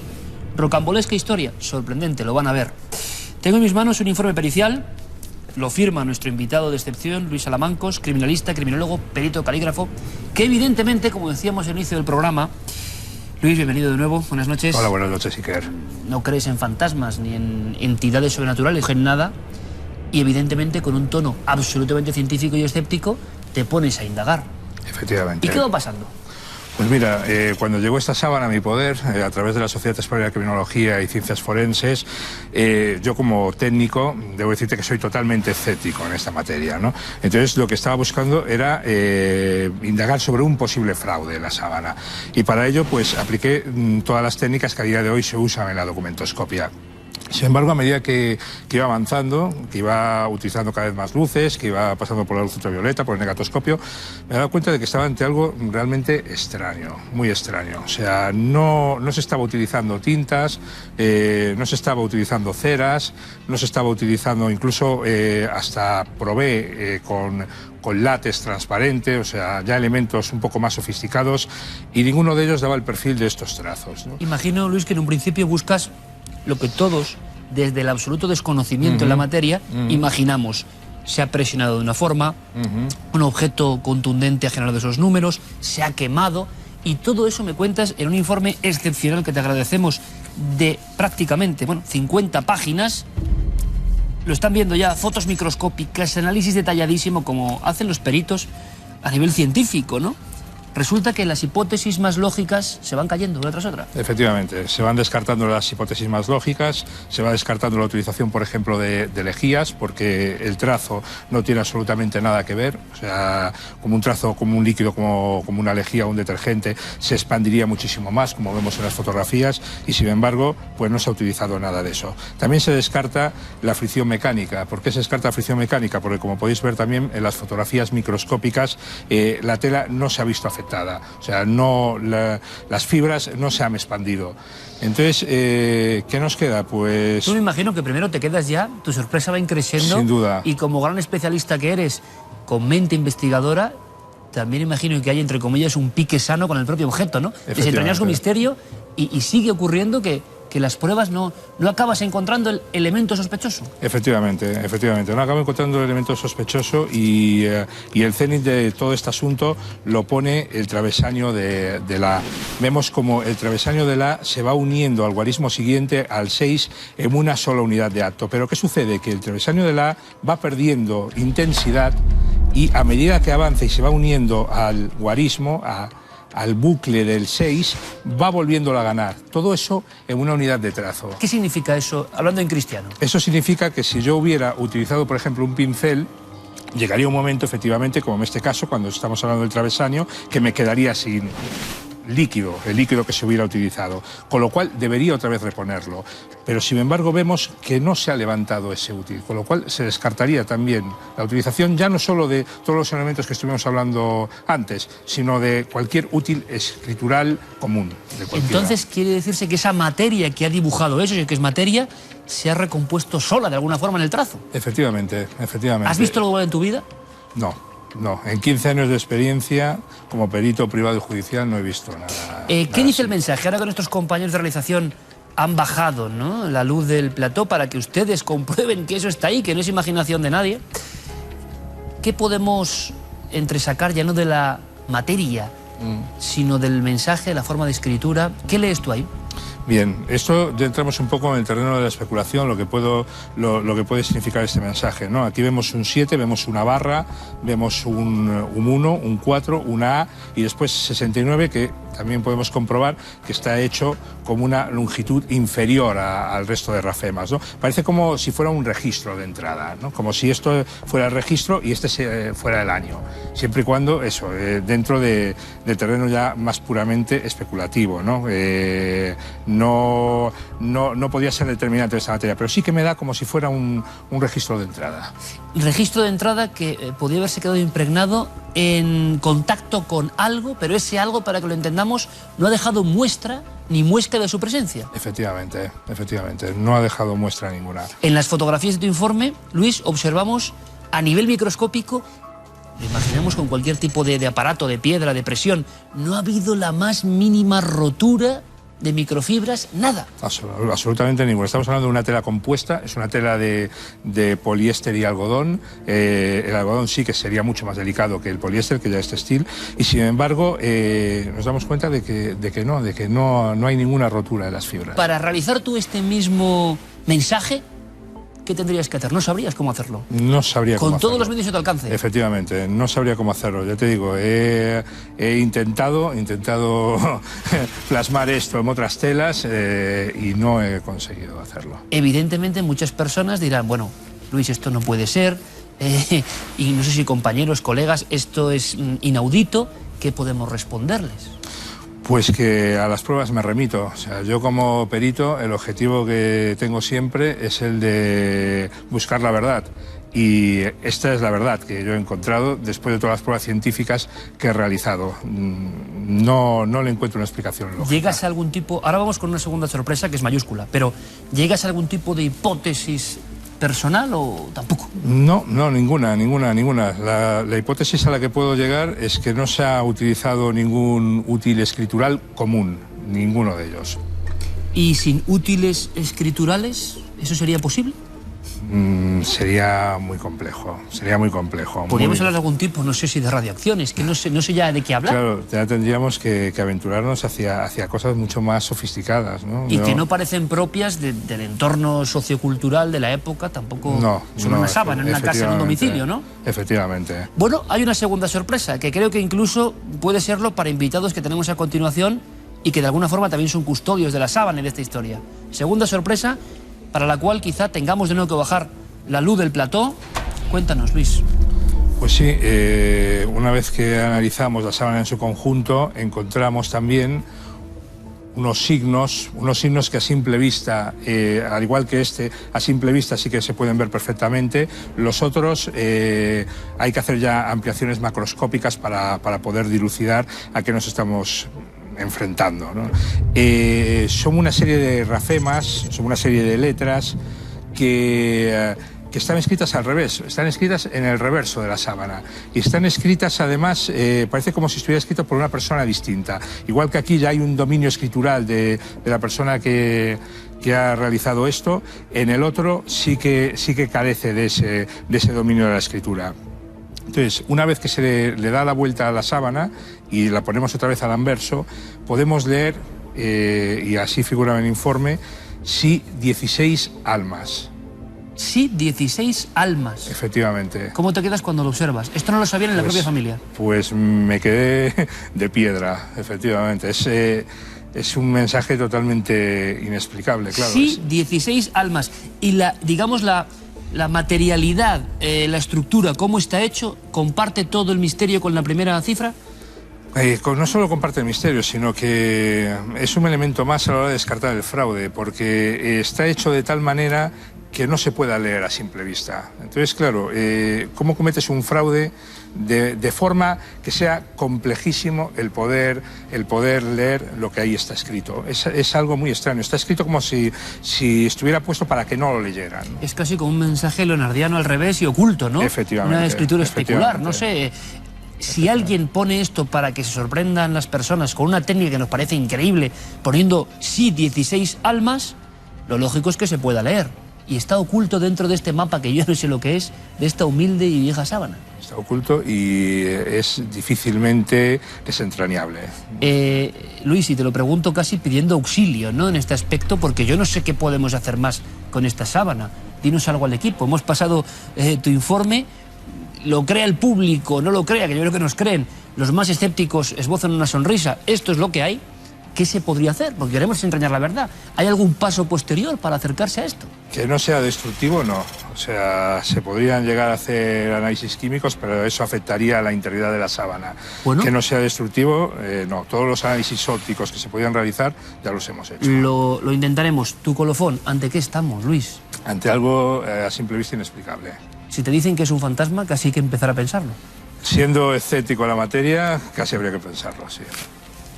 Un placer, de verdad. Igualmente. Y espero que podamos colaborar en muchas cosas. Muy gracias, bien. de verdad. Bueno, gracias a ti, Iker. Continuamos porque en la mesa nos espera otra pata de esta historia que yo creo que ha alcanzado un nivel difícilmente imaginable. Rocambolesco, absurdo, imposible, increíble, lo sabemos. Sigamos indagando. Porque desde luego, como siempre, ¿no?, nuestros amigos de la Sociedad Española de Criminología y Ciencias Forenses, dando un ejemplo de apertura, de investigación, de sencillez. Yo creo que es un lujo tener en este país a estas personas. Nuestro abrazo para los amigos Antonio Cela y Tur Curiel y bueno, todos ellos. Gracias por ayudarnos y por no tener ningún prejuicio ni rumor en meterse en harinas de complicados costales, ¿no? Porque vaya tema. Paco Pérez Caballero, creo que estás más impresionado que nunca. Buenas noches. Desde luego, Iker. Buenas noches. La verdad es que cada vez parece que nos adentramos más en estas cosas. Yo te reconozco, y no tengo ningún miedo a decirlo, que pensaba que al mandarle esa sábana que ponen a nuestra disposición a un especialista, pues nos iban a dar una solución. Que es lo lógico, ¿no? Que es lo lógico, pues ha sido hecho de esta manera o puede haber sido hecho de esta otra manera, ¿no? Pero no esperaba encontrarme con un especialista de renombre como Luis Alamangos que me dice, impresionado por teléfono: oye, Paco, la primera impresión que tengo es que esto no tiene explicación, ¿no?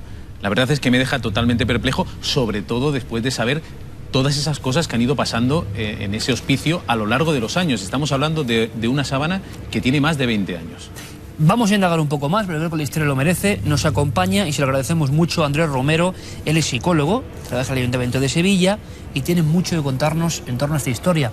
Más que nada porque tiene mucho que ver con esta sábana, que lo cuente él mismo, y también porque cree, y esto se lo aseguro, que se ha sorprendido, como nosotros o más, porque él no conocía el segundo mensaje, ¿verdad, Andrés? Bueno, nosotros sabíamos que había un segundo mensaje, pero lógicamente no sabíamos que... Claro, ilegible, ¿no? Ilegible, ¿no? Y además, como hemos estado comentando antes, incluso nosotros cuando vimos ese mensaje, mi madre continuó noches posteriores durmiendo con la sábana, pensando que alguien iba a continuar escribiendo, pero bueno, ese ha permanecido un poquito más oculto, ¿no? ¿Y cómo te quedas tú ahora? Como hijo de la custodia o la mujer que representa, ¿no?, el origen de toda esta historia, esa sábana, esos fenómenos que él puede dar fe y que ha vivido también. Sí, sí, sí. Yo creo que como psicólogo es importante, ¿no? Porque conoce mejor que nosotros mismos, yo creo que su propia conducta y su propia mente, aunque siempre es un misterio, pero sí 16 almas. Pues no sé qué significa eso. La verdad es que no lo sé. Porque... ¿Qué te ha venido a la mente? Yo no sé esto. Pues no lo sé. La verdad es que me he quedado un poquito impresionado, porque claro, la otra escritura, el 7/14, inicialmente parece que es una fecha, pero lo de sí 16 almas, esto de la sábana sucede en el año 92. Pero donde nosotros vivimos, desde mucho tiempo antes, comenzaron a pasar cosas. Pero hay un momento en que ves algo que tiene mucho que ver con lo que otros testigos afirman, ¿no? Efectivamente. Cuéntanos, por favor. Pues yo en el año 92 me encontraba preparando oposiciones y estaba estudiando en mi cuarto, ¿no? Y nosotros teníamos una perrita, un Foster Terrier, ¿no?, pequeñito, que dormía en mi cama, ¿no? Eran más de las 2 de la madrugada, ¿no?, cuando la perrita se levanta alterada y nerviosa y se dirige hacia la puerta. Nosotros en la consejería del colegio, es una planta baja, lógicamente lo primero que te viene a la mente es que alguien está manipulando la puerta de la vivienda y que quiere entrar, ¿no?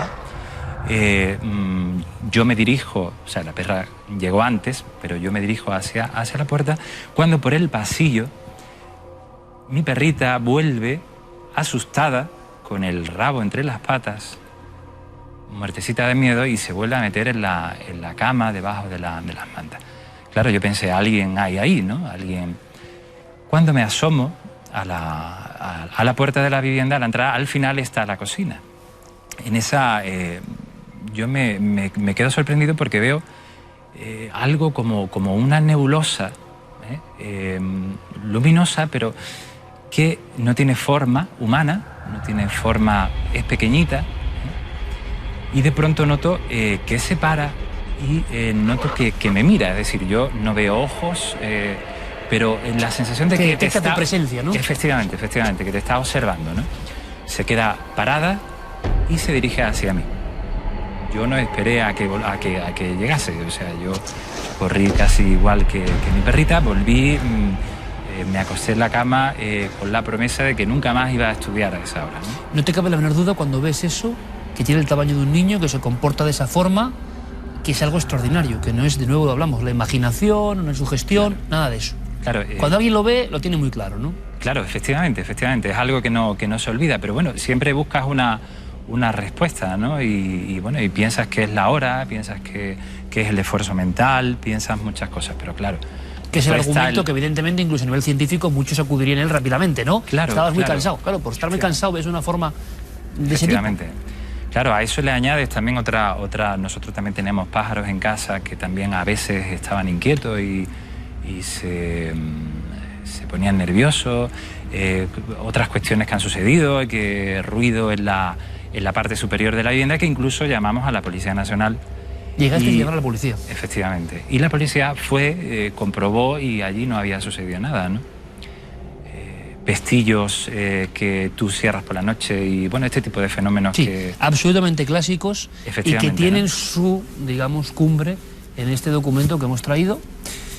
Y Paco, yo no sé si habría que investigar dentro de si eso es una fecha, ocurrió algo, porque claro, otros testimonios que ha recogido es como si hubiesen visto lo que vio Andrés, pero todavía más definido. Claro, hablan todos de un niño y hablan de la misma forma. ¿Pasó algo con un niño en el año 69, en un mes de julio? Sabemos que se han hecho pesquisas y que se están buscando respuestas, pero a día de hoy no las tenemos. ¿Qué ve la gente? Hemos visto a Fernando en el reportaje muy impresionado, muy impresionado, además escalofriante, porque él dice en un momento dado que siente una presencia, ¿no? Y claro, cuando uno está muy próximo al testigo y lo está describiendo, la verdad es que te pone el vello de punta. Pero no es solo Fernando, muchas personas han visto a ese niño. Y, por ejemplo, un profesor estaba recogiendo los últimos enseres, estaba a punto de marcharse, era de las últimas personas que estaban en ese hospicio y vio perfectamente cómo ese pasillo larguísimo del hospicio empezaba a iluminarse. Se activan las luces por el movimiento cuando pasa una persona, pero allí no había nadie.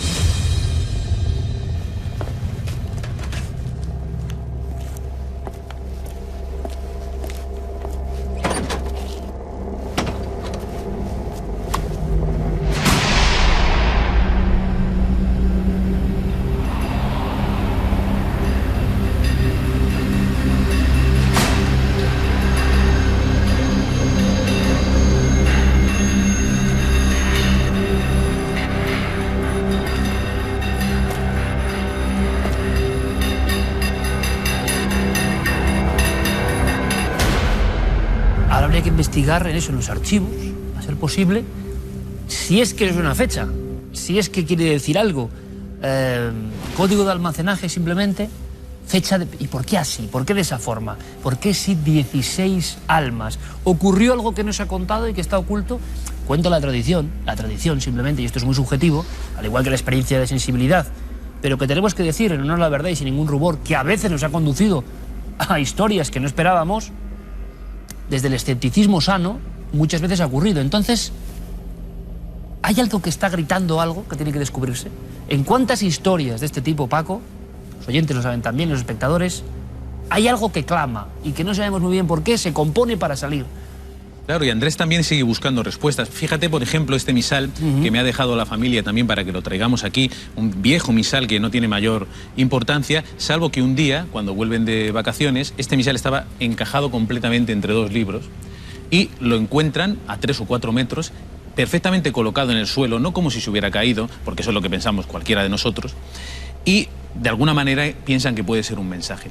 A través de nuestra investigación y después de hablar con ellos y volver a poner el tema sobre la mesa, creo que Andrés ha elaborado también una teoría que puede llevarnos a saber algo más. No sé si tendrá algo que ver, pero desde luego, y mucho menos después de saber ese segundo mensaje, quizá pues le ha cambiado un poco la forma de verlo. Pero sí que es verdad que ligaba este fenómeno del misal con el mensaje. Bueno, Andrés es psicólogo, repito. Imagino que tampoco es fácil contar todo esto siendo un especialista de la mente humana y del pensamiento y de la conducta, ¿no? Por eso le agradecemos, sea cual sea el misterio, su valentía, que es lo importante. Estamos rompiendo, ¿no?, muchos tabús. ¿Cuál es esa teoría? Vamos a ver, nosotros inicialmente cuando vemos esos números y piensas que es una fecha. En torno a eso ha ido siempre nuestra investigación o nuestro pensamiento, pero con motivo de la investigación de José Luis y de Pepe y de Paco, pues se nos ha permitido enlazar volver a recordar todos estos elementos, enlazarlos y crear una historia coherente a nuestro entender. Es una teoría de la familia, porque surgió entre todos, ¿no? La escritura que nosotros vemos en la sábana se relaciona con el devocionario que encontramos. Pensamos que ese número 7 es la 7ª estación de un Via Crucis que tiene 14. Claro, nosotros pensamos que todas estas cosas que nos suceden nos están llevando a un lugar concreto, ¿no? Cuando nosotros leemos en ese devocionario de qué habla la estación 7ª de ese Via Crucis, habla de pecados de juventud. Lo puedes comprobar. Un hospicio, pecados de juventud, todo nos lleva a pensar en algo extraño, ¿no? Yo creo que esto tiene que quedar en suspenso, continuar la investigación. Veremos si se pueden hacer más pruebas, porque también puede que se tenga que dañar parte de ese mensaje. Yo estoy seguro que todo nuestro público, ¿no?, deseará que se haga algo, pero por supuesto la familia tiene la palabra. Lo que hacemos es dejar la investigación abierta, Paco. Es que seguir indagando. Más respuestas no se pueden dar. Lo que sí yo sé es que ninguna novela de ficción supera algunos casos que nos encontramos, y también la impotencia común, ¿no?, de decir, algo hay ahí, no sabemos qué naturaleza tiene. ¿Por qué esta familia? ¿Por qué ese mensaje? Lo que prometemos es, a nivel de archivos, a nivel de investigación, a nivel, si es posible, de indagación en la propia tela, poner todo lo que tenemos de nuestra parte, como han hecho los especialistas del Sociedad Española de Criminología. Y si te parece, Andrés, pues bueno, mantener la calma absolutamente. Esto puede ser una cosa muy curiosa. Vamos a ver si llegamos a comprender su naturaleza. Y lo que hago es agradecerte, primero lo que digo, tu valentía absoluta, como psicólogo, como persona que no gana nada, al revés, me imagino, contando esto. Pero ahí está la verdad. Vamos a ver si llegamos a algún tipo de peldaño mayor para saber si esa hipótesis se confirma, para saber qué tendría que ver eso, 16 almas. ¿Pasó algo con 16 personas? Es que esto es increíble. Quizá, ahí ponemos las vías de contacto, quizá algunas personas puedan acceder, no sabemos cómo, suele ocurrir este milagro también, puedan acceder a informaciones que no controlamos o que se perdieron y que nos ayuden. Si alguien tiene también otra hipótesis paralela, nos puede ayudar, puede dar datos a Paco, a nuestro equipo, luego, y que sigamos ayudando a la familia, vamos a hacerlo. Andrés, te lo agradezco muchísimo. Gracias por toda la amabilidad que habéis tenido con nosotros, y vamos a ver si llegamos al fin de esta historia. Siempre es difícil, pero vamos a intentarlo. Muchas gracias. Muchas gracias. Y Paco y yo nos quedamos con una cara que estoy seguro que compartimos con gran parte de la audiencia, de asombro absoluto. Yo me asombro de muchas cosas, pero es que esto me deja era sin absolutamente palabras. inesperado, Iker. Inesperado. Gracias, Paco. Muchas gracias. Como siempre. Vamos a dar un giro. Les aseguro que nosotros no olvidamos las historias. Yo no sé cuánto tiempo pasará hasta que tengamos nuevos datos, pero que se lo debemos. Vamos a intentarlo. Hay que acudir a veces a viejos libros. Hablábamos de un misal. A viejos libros para comprender cosas. Quizás sea un buen momento para abrir nuestra biblioteca del alma.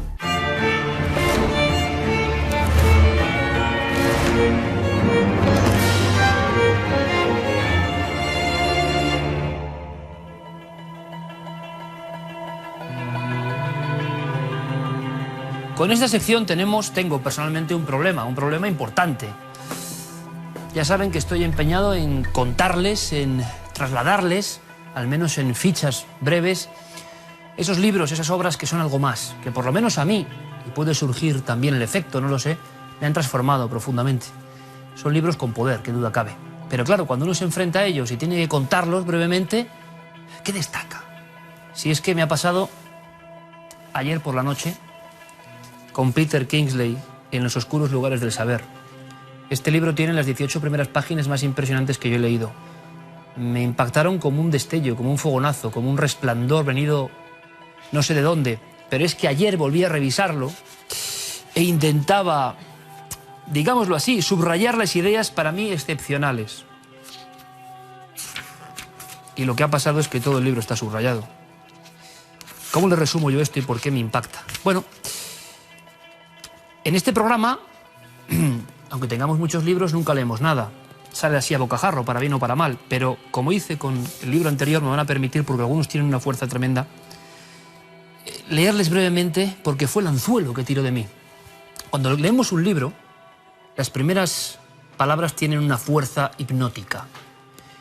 Y decía Kingsley, Este libro no versa sobre hechos reales ni ficticios, versa sobre algo más extraño, comparado con lo cual aquello que consideramos realidad es mera ficción. No es lo que parece, de la misma manera que las cosas que nos rodean tampoco son lo que parecen.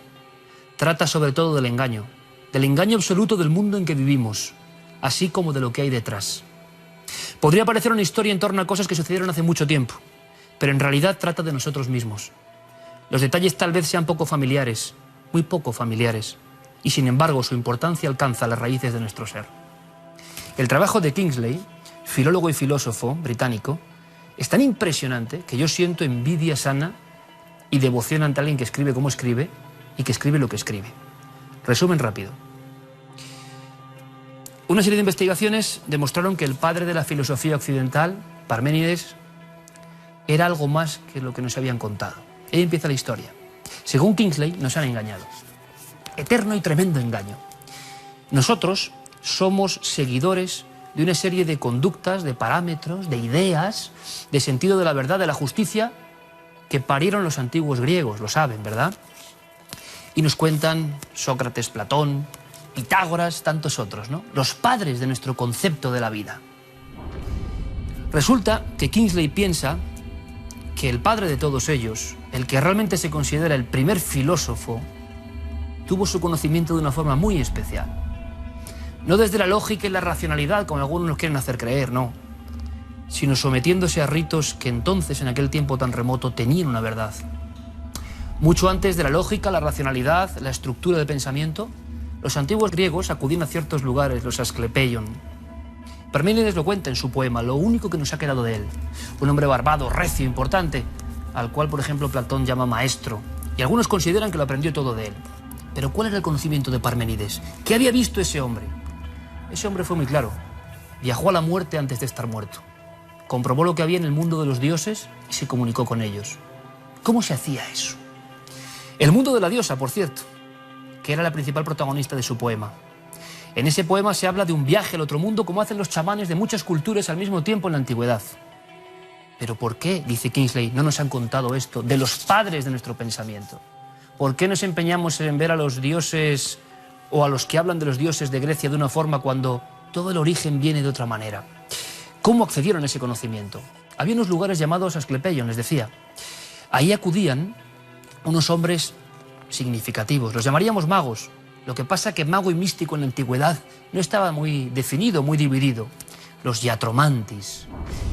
En lugares muy concretos, que eran unos y no otros, se podía contactar con el ultramundo, con el otro lado, con lo que de verdad importa, con la realidad velada, con eso que intuimos que está en algún lugar y que da sentido quizá a nuestra vida. Se hacían ritos muy complejos de los que hay documentación. Se procedía, no me digan que no es apasionante, la incubación. Y durante milenios se hizo en diferentes partes del mundo. Esta tradición de Parménides venía del Oriente, del profundo Oriente desdibujado del que no sabemos casi nada ya. Pero de ahí venían también estos pensamientos y esta cultura que nos hace hoy en día personas. Se metían como si fueran a regresar al mundo fetal en unos cubículos de piedra. A veces, cuenta Kingsley, por eso es el signo también, ¿no?, de la salud, de la medicina, en estos territorios dedicados a Apolo, al dios Apolo, se soltaba una serpiente. Reaccionaba ante diferentes cosas. ¿Qué le pasaba al iniciado? Al parecer la profecía, la curación o sanación física y mental, y sobre todo la revelación, el acceso a otra realidad y conocimiento del que no sabemos ya nada, nos hemos desconectado de él, se producía en esos lugares. En España hubo algún Asclepeion o templo del sueño. Parménides se asegura, y lo dice Kingsley como gran experto en el mundo sobre él, accedió a su conocimiento revelador que ha cambiado el mundo no por conocimiento lógico, sino por sueños. Cuando los sueños eran mucho más de lo que consideramos ahora. Cuando a través de los sueños, los dioses, los daimones, los seres del otro mundo, las potencias vivas de la naturaleza, hablaban al hombre. En cierto momento todo eso se censura, todo eso cambia, e incluso la propia filosofía ya no habla de estos cultos. Kingsley, en este libro excepcional, nos habla de esos cultos, de esos lugares, de esas tumbas de piedra, de cómo la cultura de los iatromantis se perdió para siempre. Fíjense, los sabios, para acceder a la luz del conocimiento, viajaban a la muerte antes de estar muertos. Y por tanto, alcanzaban una conciencia absolutamente fuera de lo normal, de lo cotidiano. En un instante, dice Kingsley, todo eso queda prohibido. todo eso se acabó. Las fuentes mágicas de la filosofía de Occidente son un tabú. Pero resulta que el padre de todos era un iatromanti. Aparece en textos, en lápidas, como seguidor del culto del sueño a Apolo. Con lo cual, si nos han robado esa parte y no sabemos eso ni siquiera, ¿qué no pasará con todas las conductas, ¿no?, que nos manejan hoy en día? Para acercarse a las páginas privadas de la historia o prohibidas, hay que acercarse a libros iniciáticos. Yo les digo que Kingsley tiene razón. No es ficción ni realidad, es algo que importa mucho más, que importó a nuestros ancestros, que les dio el conocimiento y que hemos olvidado. Seguramente solo personas muy excepcionales podían acceder a este nivel de conciencia. En el fondo, lo que hacían los padres de los viejos sabios griegos es muy parecido a lo que hacen, como decimos, los hombres de poder, los intercesores, los heraldos, los que cruzan al otro mundo, que siempre ha estado ahí.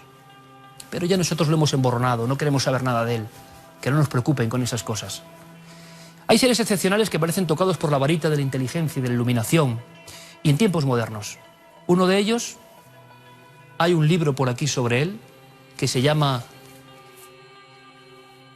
¿Qué lugar más hermoso para morir? Será protagonista en futuras semanas. Es Félix Rodríguez de la Fuente. Sí, un ser de luz excepcional, que nos iluminó a todos. Hace 40 años hoy, llegó a la cima que él quería tocar con sus propias manos, el Cerro Autana. El Cerro Autana, el monte, la montaña de las ánimas, tiene que ver un poco con todo lo que estamos hablando. Bien, pues hemos logrado acudir en homenaje, 40 años después, a ese lugar, Cerro Autana. Pero recordemos a Félix, por favor. Recordemos aquel momento, recordemos su entusiasmo. Quizá el lugar más prohibido del planeta se extendía ante sus ojos. ¡Qué maravillosa aventura! Hace 40 años, en Televisión Española, Félix en busca de la montaña sagrada. El cerro nos acogía con el gesto fruncido. El cerro no nos recibía con una superficie verde, como ocurrió cuando llegó la primera expedición, la de Charlie Brewer, el 21 de septiembre de 1971. En esta ocasión no había un ápice de verdor sobre la superficie de la montaña sagrada. En esta ocasión todo era negrura, mal tiempo, y las plantas calcinadas que se alimentan de insectos nos esperaban amenazadoramente.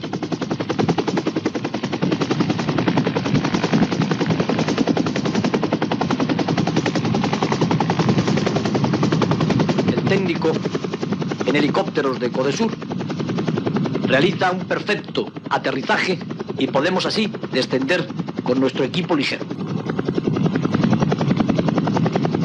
Sentíamos una impresión extraña al pisar el techo solitario del Cerro Autana.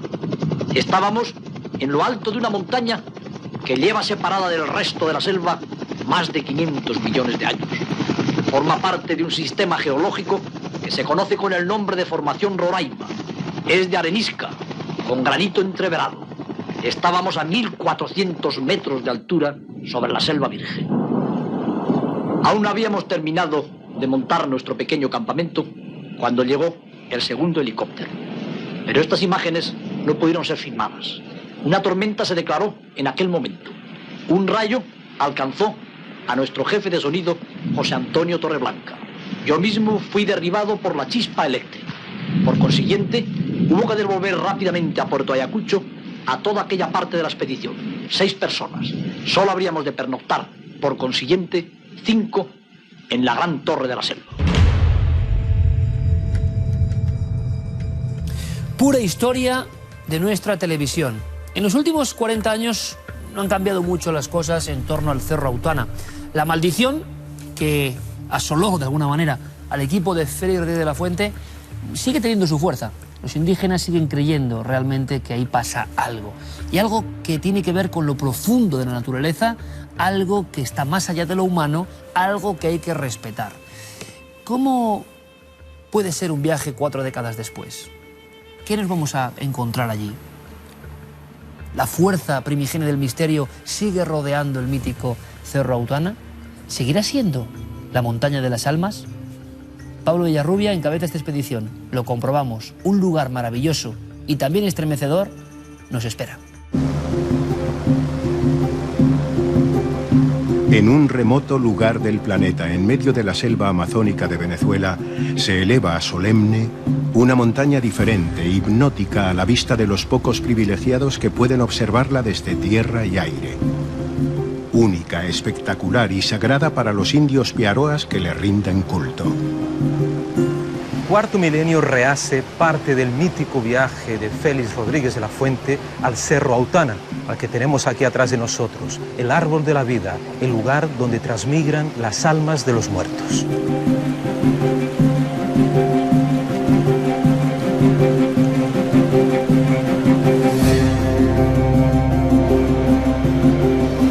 Nuestra aventura se inicia en Puerto Ayacucho, la caótica y desangelada capital del estado del Amazonas. Antes de empezar nuestra expedición, visitamos otra montaña sagrada del estado del Amazonas venezolano, el Cerro Pintado, con un desafiante geoglifo grabado sobre un paredón abrupto, representando una serpiente de casi 30 metros de longitud, rodeada de otras figuras. Antropomorfos y extraños símbolos geométricos que se presentan ante nosotros como claves de un secreto milenario que aún está por desvelar. Un enigmático legado sobre la roca. Probablemente la serpiente signifique el río Orinoco y los grabados que vemos a sus márgenes grabados puedan significar la vida que transcurre a través de uno de los más grandes ríos de Sudamérica. Se cree que estos grabados fueron hechos con una utilidad de que fueran vistos desde muy lejos, porque los podemos localizar en algunos días y a ciertas horas desde varios kilómetros de distancia.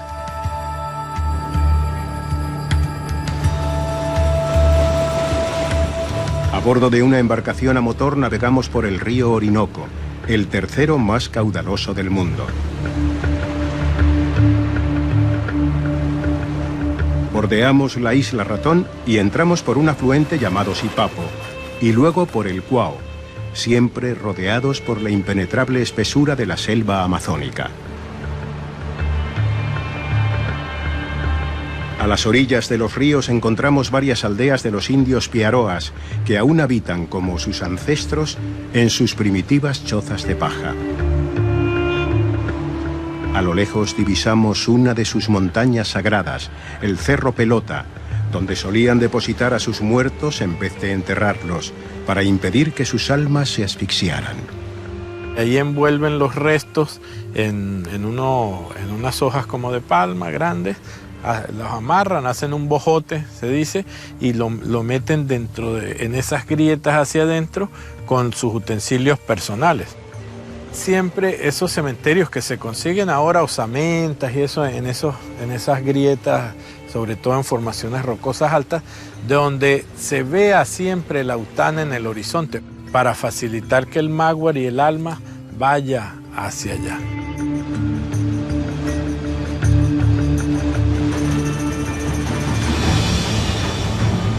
Pero el Autana aún nos queda lejos. Al final del día paramos en la aldea piaroa de Mabaco, donde descargamos nuestro equipaje y montamos nuestras hamacas a orillas del río.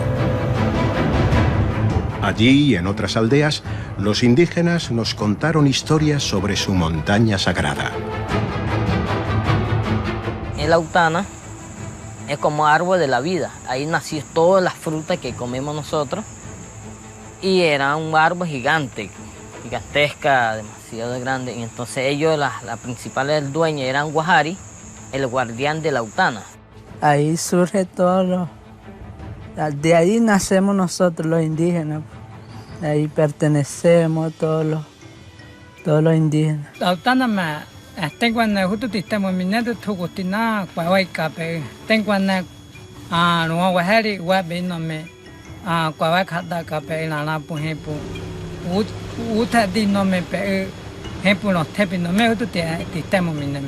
Juanante ta Guaputa justo me Hugo te estaba acá. Tengo en Guahuacata cape jueneme. Según una de las muchas versiones de la leyenda de la Autana, o árbol de la vida, el dios Guajari, o Huicho, decidió mandar cortar el tronco donde hoy habitan las almas de los muertos, o maguarís. Lo logró cortar, pero el árbol se le vino encima y murió. Por eso al lado de la Autana entonces ya hay un cerro con un rostro perfecto así, que es el Huicho que ya se ha muerto ahí, después que es como el enfoque en la mitología, el castigo a la maldad. Ese tronco ahora es un área sagrada porque todos los máguaris, todas las almas van ahí y habitan en esa zona esperando una nueva creación, ¿no? Que el ciclo continúe, que se acabe este mundo ahora y eso vuelva a retoñar y vuelve el ciclo de la creación.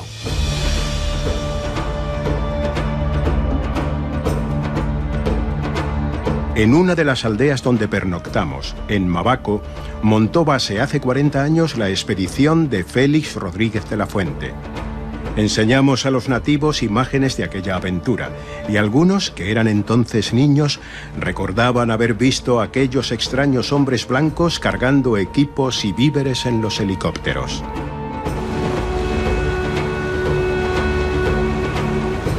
Nuestro viaje prosigue por el río Autana parando en los rápidos de Pereza hasta llegar a la aldea Piaroa de Ceguera, cuyo nombre se atribuye a una terrible enfermedad que robó la vista a muchos de sus habitantes. Desde allí, en una embarcación más pequeña, navegamos entre canales para luego ascender a pie hasta un espectacular mirador natural. Hemos llegado a un punto de nuestro viaje en que podemos contemplar desde este mirador la montaña sagrada de los Piaroas, el Autana en todo su esplendor. Y es interesante saber que sobre él pesa una maldición sobre aquellos que hayan osado tocar su cima. justo mañana no había visto nada Autana me monta poco no embutoni no in cacuinata no pena cacuinata petipi no hinat suanante wanat justo me hopa sopa me zabe me suana pe ne kawita suana kwana neta wanat tewaje Tajina Pavazama, Jonah, me pianta, Hopa Sopa, Minnesota Tihanqua, one of Metia, dinner, Utunet to go to Nenham, but down to her.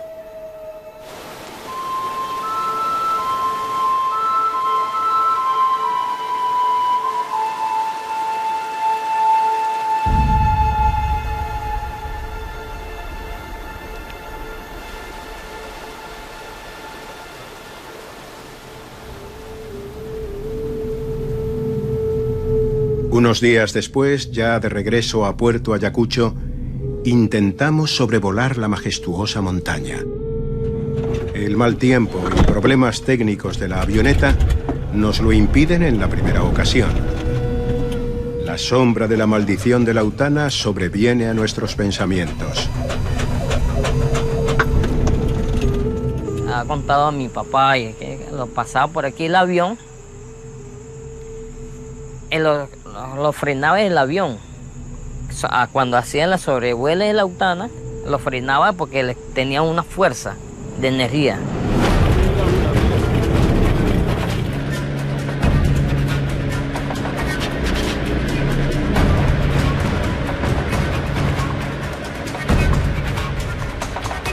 Al segundo intento logramos despegar.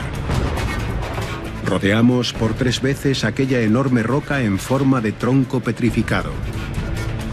Aislada en medio de la selva, muestra sus paredes abruptas y destaca como un gran altar, una especie de templo construido por las fuerzas de la naturaleza. Observamos muy de cerca las misteriosas cuevas situadas a más de 1000 metros de altura. Todo un acertijo para los geólogos, especialmente la que atraviesa el Autana de lado a lado. Una gruta que perfora totalmente las entrañas del imponente cerro.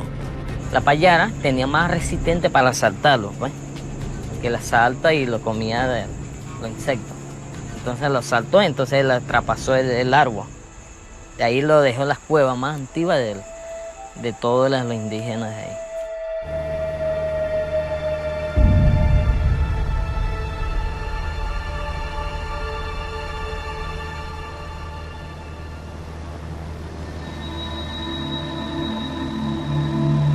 Al regresar sobrevolamos a pocos kilómetros de la Autana Una laguna enigmática, el Paraca Huachaoy, o Rey Leopoldo de Bélgica, en honor a uno de sus descubridores durante una expedición en 1952. El lago Leopoldo, esto fue una información que hizo el capitán Harry Gibson, que hizo una película y al pasar con el avión hubo un aguaje dentro del lago y él pensó que podría ser un animal prehistórico dentro del lago.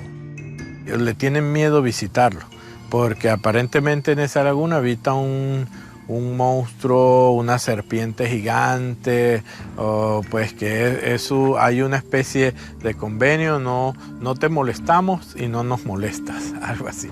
Es un tanto difícil conseguir un piaroa que sirva de guía para llegar hasta ese punto. Las sucesivas expediciones no pudieron aclarar si en las negruzcas y profundas aguas de la laguna, situada en lo alto de un cráter, existe o no un descendiente de los antiguos plesiosauros o una anaconda gigantesca. Lo cierto es que sigue siendo un lugar temido por los piaroas.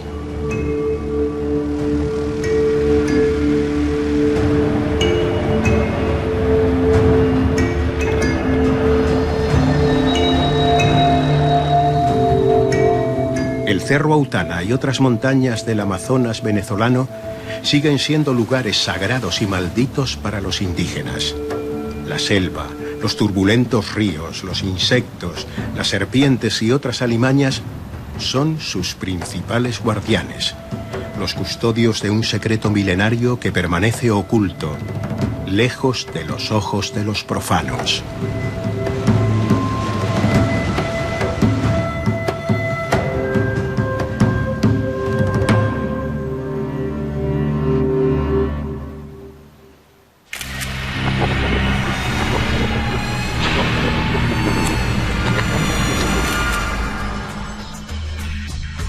Esta semana comenzamos las fotografías de los espectadores con esta imagen que nos enviaba Mar Montels desde Cala dels Corps. Así nos decía que se llamaba, está en plena Costa Brava, estaban pasando allí el día y decidieron tomar una fotografía de esta preciosa vista. Unas calas, la verdad es que maravillosas.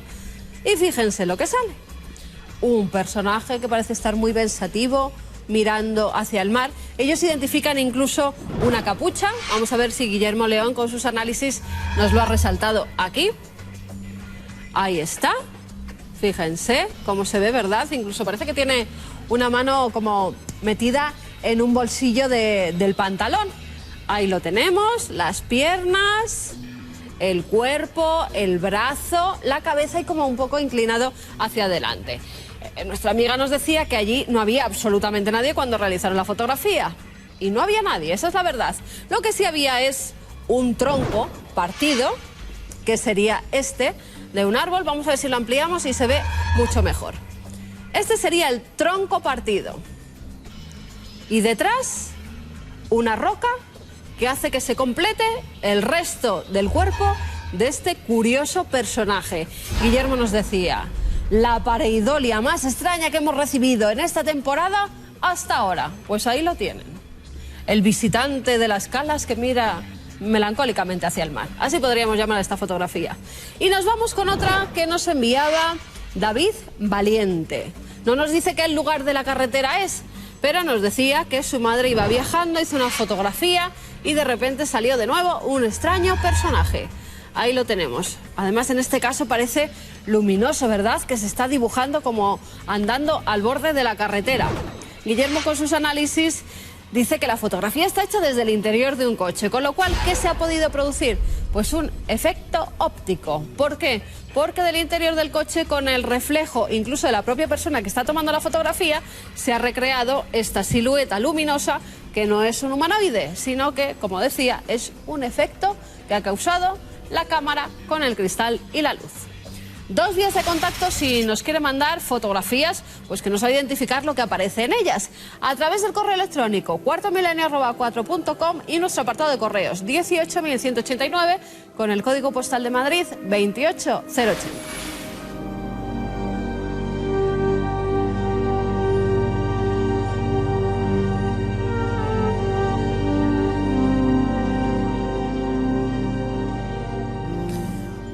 Oh grandes padres, que después de haber sembrado frutos escogidos sobre un planeta árido e inculto, nos habéis abandonado como flores sin rocío. Guardianes de una tierra en crecimiento, llegue hasta vosotros este canto de espera y dolor. Las mieses ya están maduras, los árboles han crecido y han producido en abundancia. Nuestro deber ha terminado. Los hijos de nuestros hijos, nacidos en el surco de una tierra extranjera, olvidarán vuestra promesa. Pero nosotros, fruto de la sabiduría llegada del cielo, no hemos borrado de la mente el rostro de los padres. Y cada día y cada noche que este planeta concede, escrutamos atentos las nubes, esperando veros volver sobre los carros de fuego, a recoger lo que habéis dejado.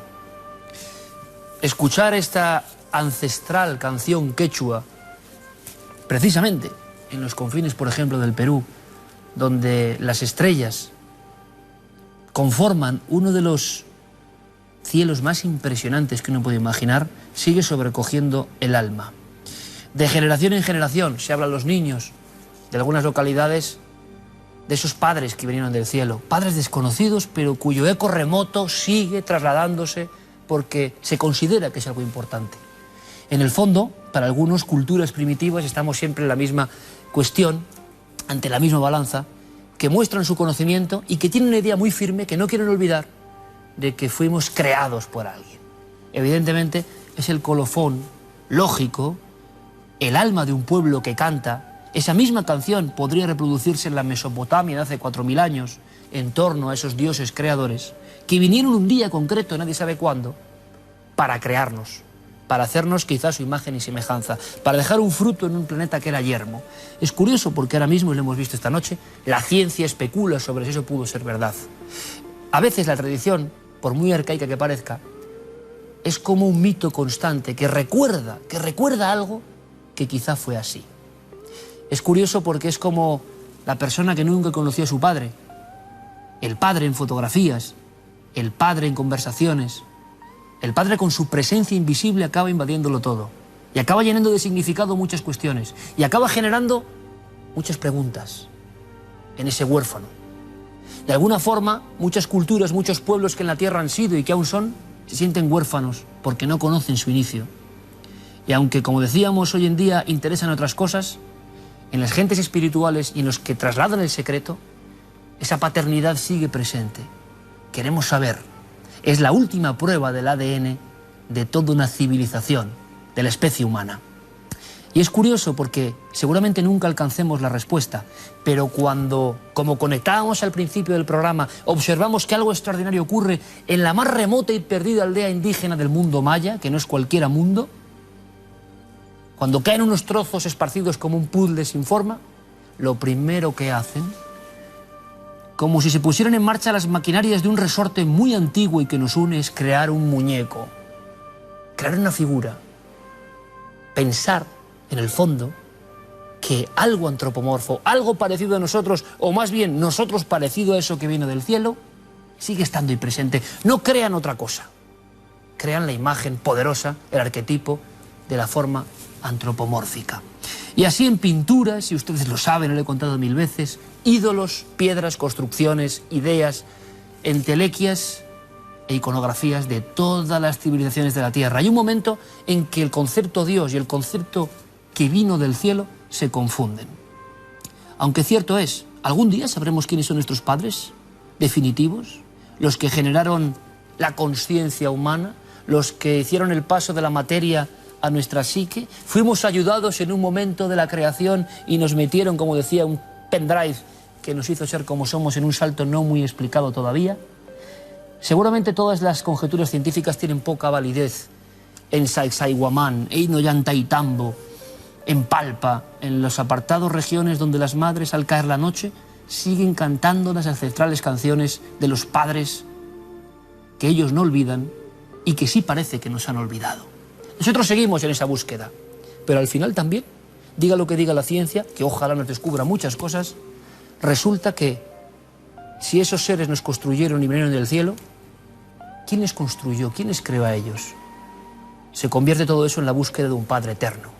Somos huérfanos de algo más que los extraterrestres, de un sentido y de un misterio que ese ya queda en dimensiones de momento insondables. Por eso al final el resumen es que somos hijos no sé bien de qué, pero de un enorme y hondísimo misterio. Si esta noche, con todo lo que hemos contado, hemos intentado aproximarles a esa idea, nos damos por satisfechos. Hasta dentro de 7 días, amigos.